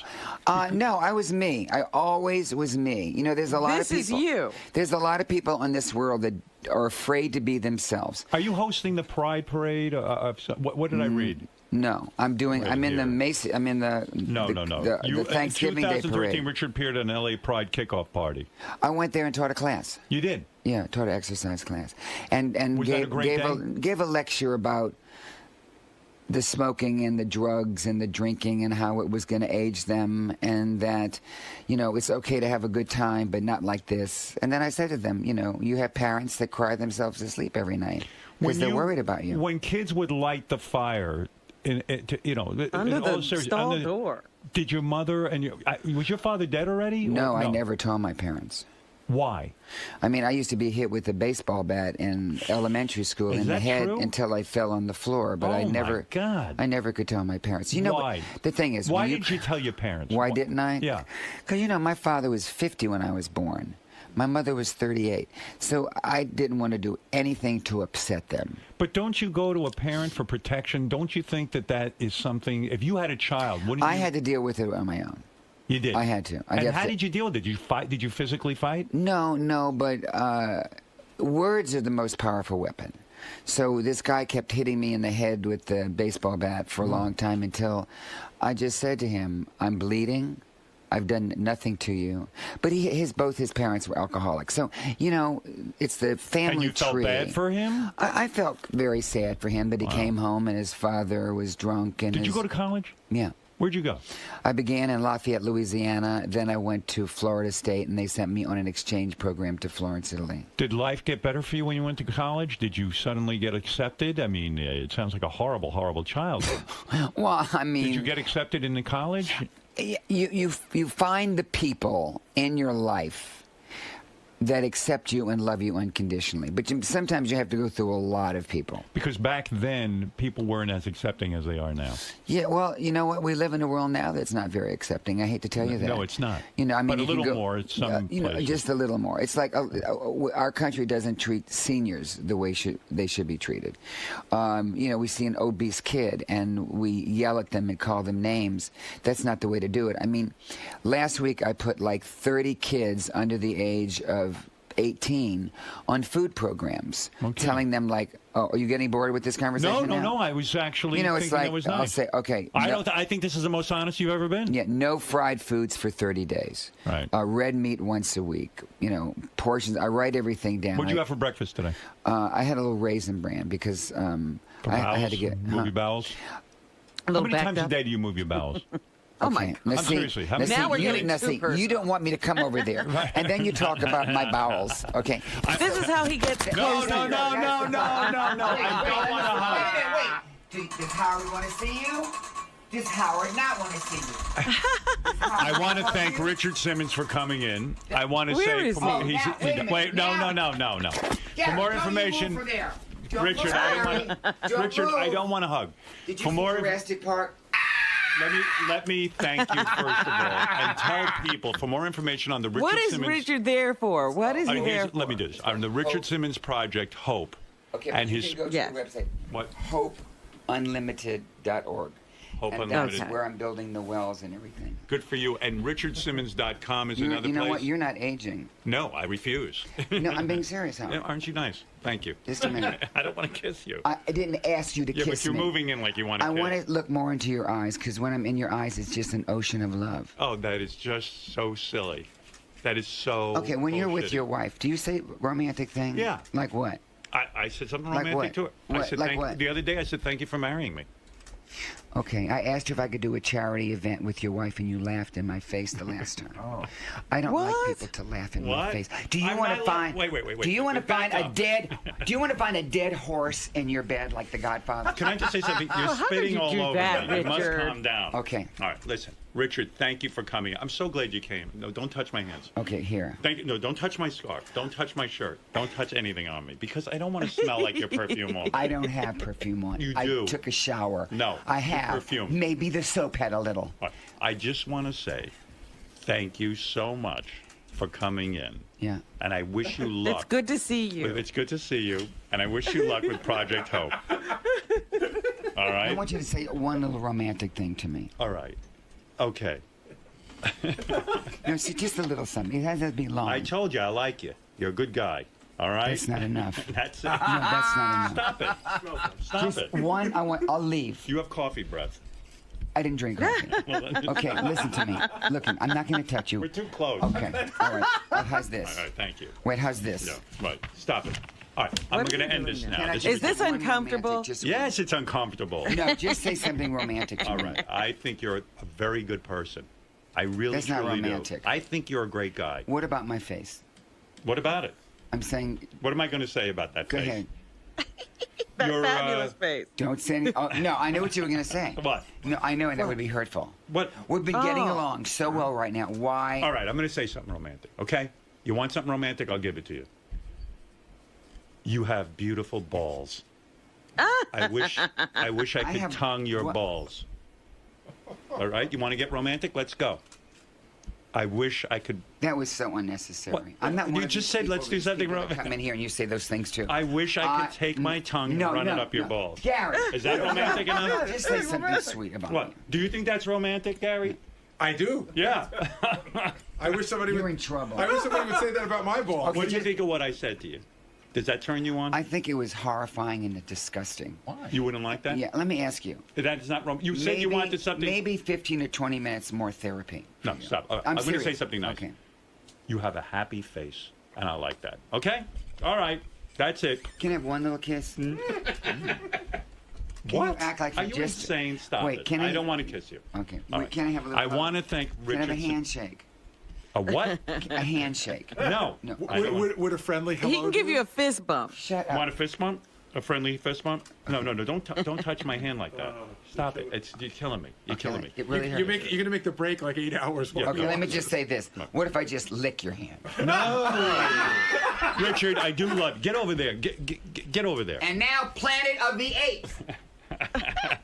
Richard Simmons, everybody. And please go to richardsimmons.com and go to what? Project Hope Unlimited. Project Hope to Unlimited. help me with our children. All right, we'll be back right after these words. The great Richard Simmons. And thank you, Richard, for being here. I love it. I love you. Sal, you've shown your schlong to so many people over the years. Where does this rank? I mean, what's going through? Number one. It was amazing. What a great feeling. Are you a little upset that you watched the two schmegma? greatest moments in my life is when my children were born and showing my penis to Richard Simmons. I feel so good. And I kissed him. Are you regretful that you didn't have more schmegma on you this time? No, this was fine. This was just enough. And I've never had a masculine man, like a macho man, look at my penis and throw something at it. It was pretty wild. I'm going to the bathroom. Do you have to come to the bathroom? Well, I just wanted to hear what Dick Simmons thinks about Howard Stern. I love Howard. If he was not married, I would marry him. There you go.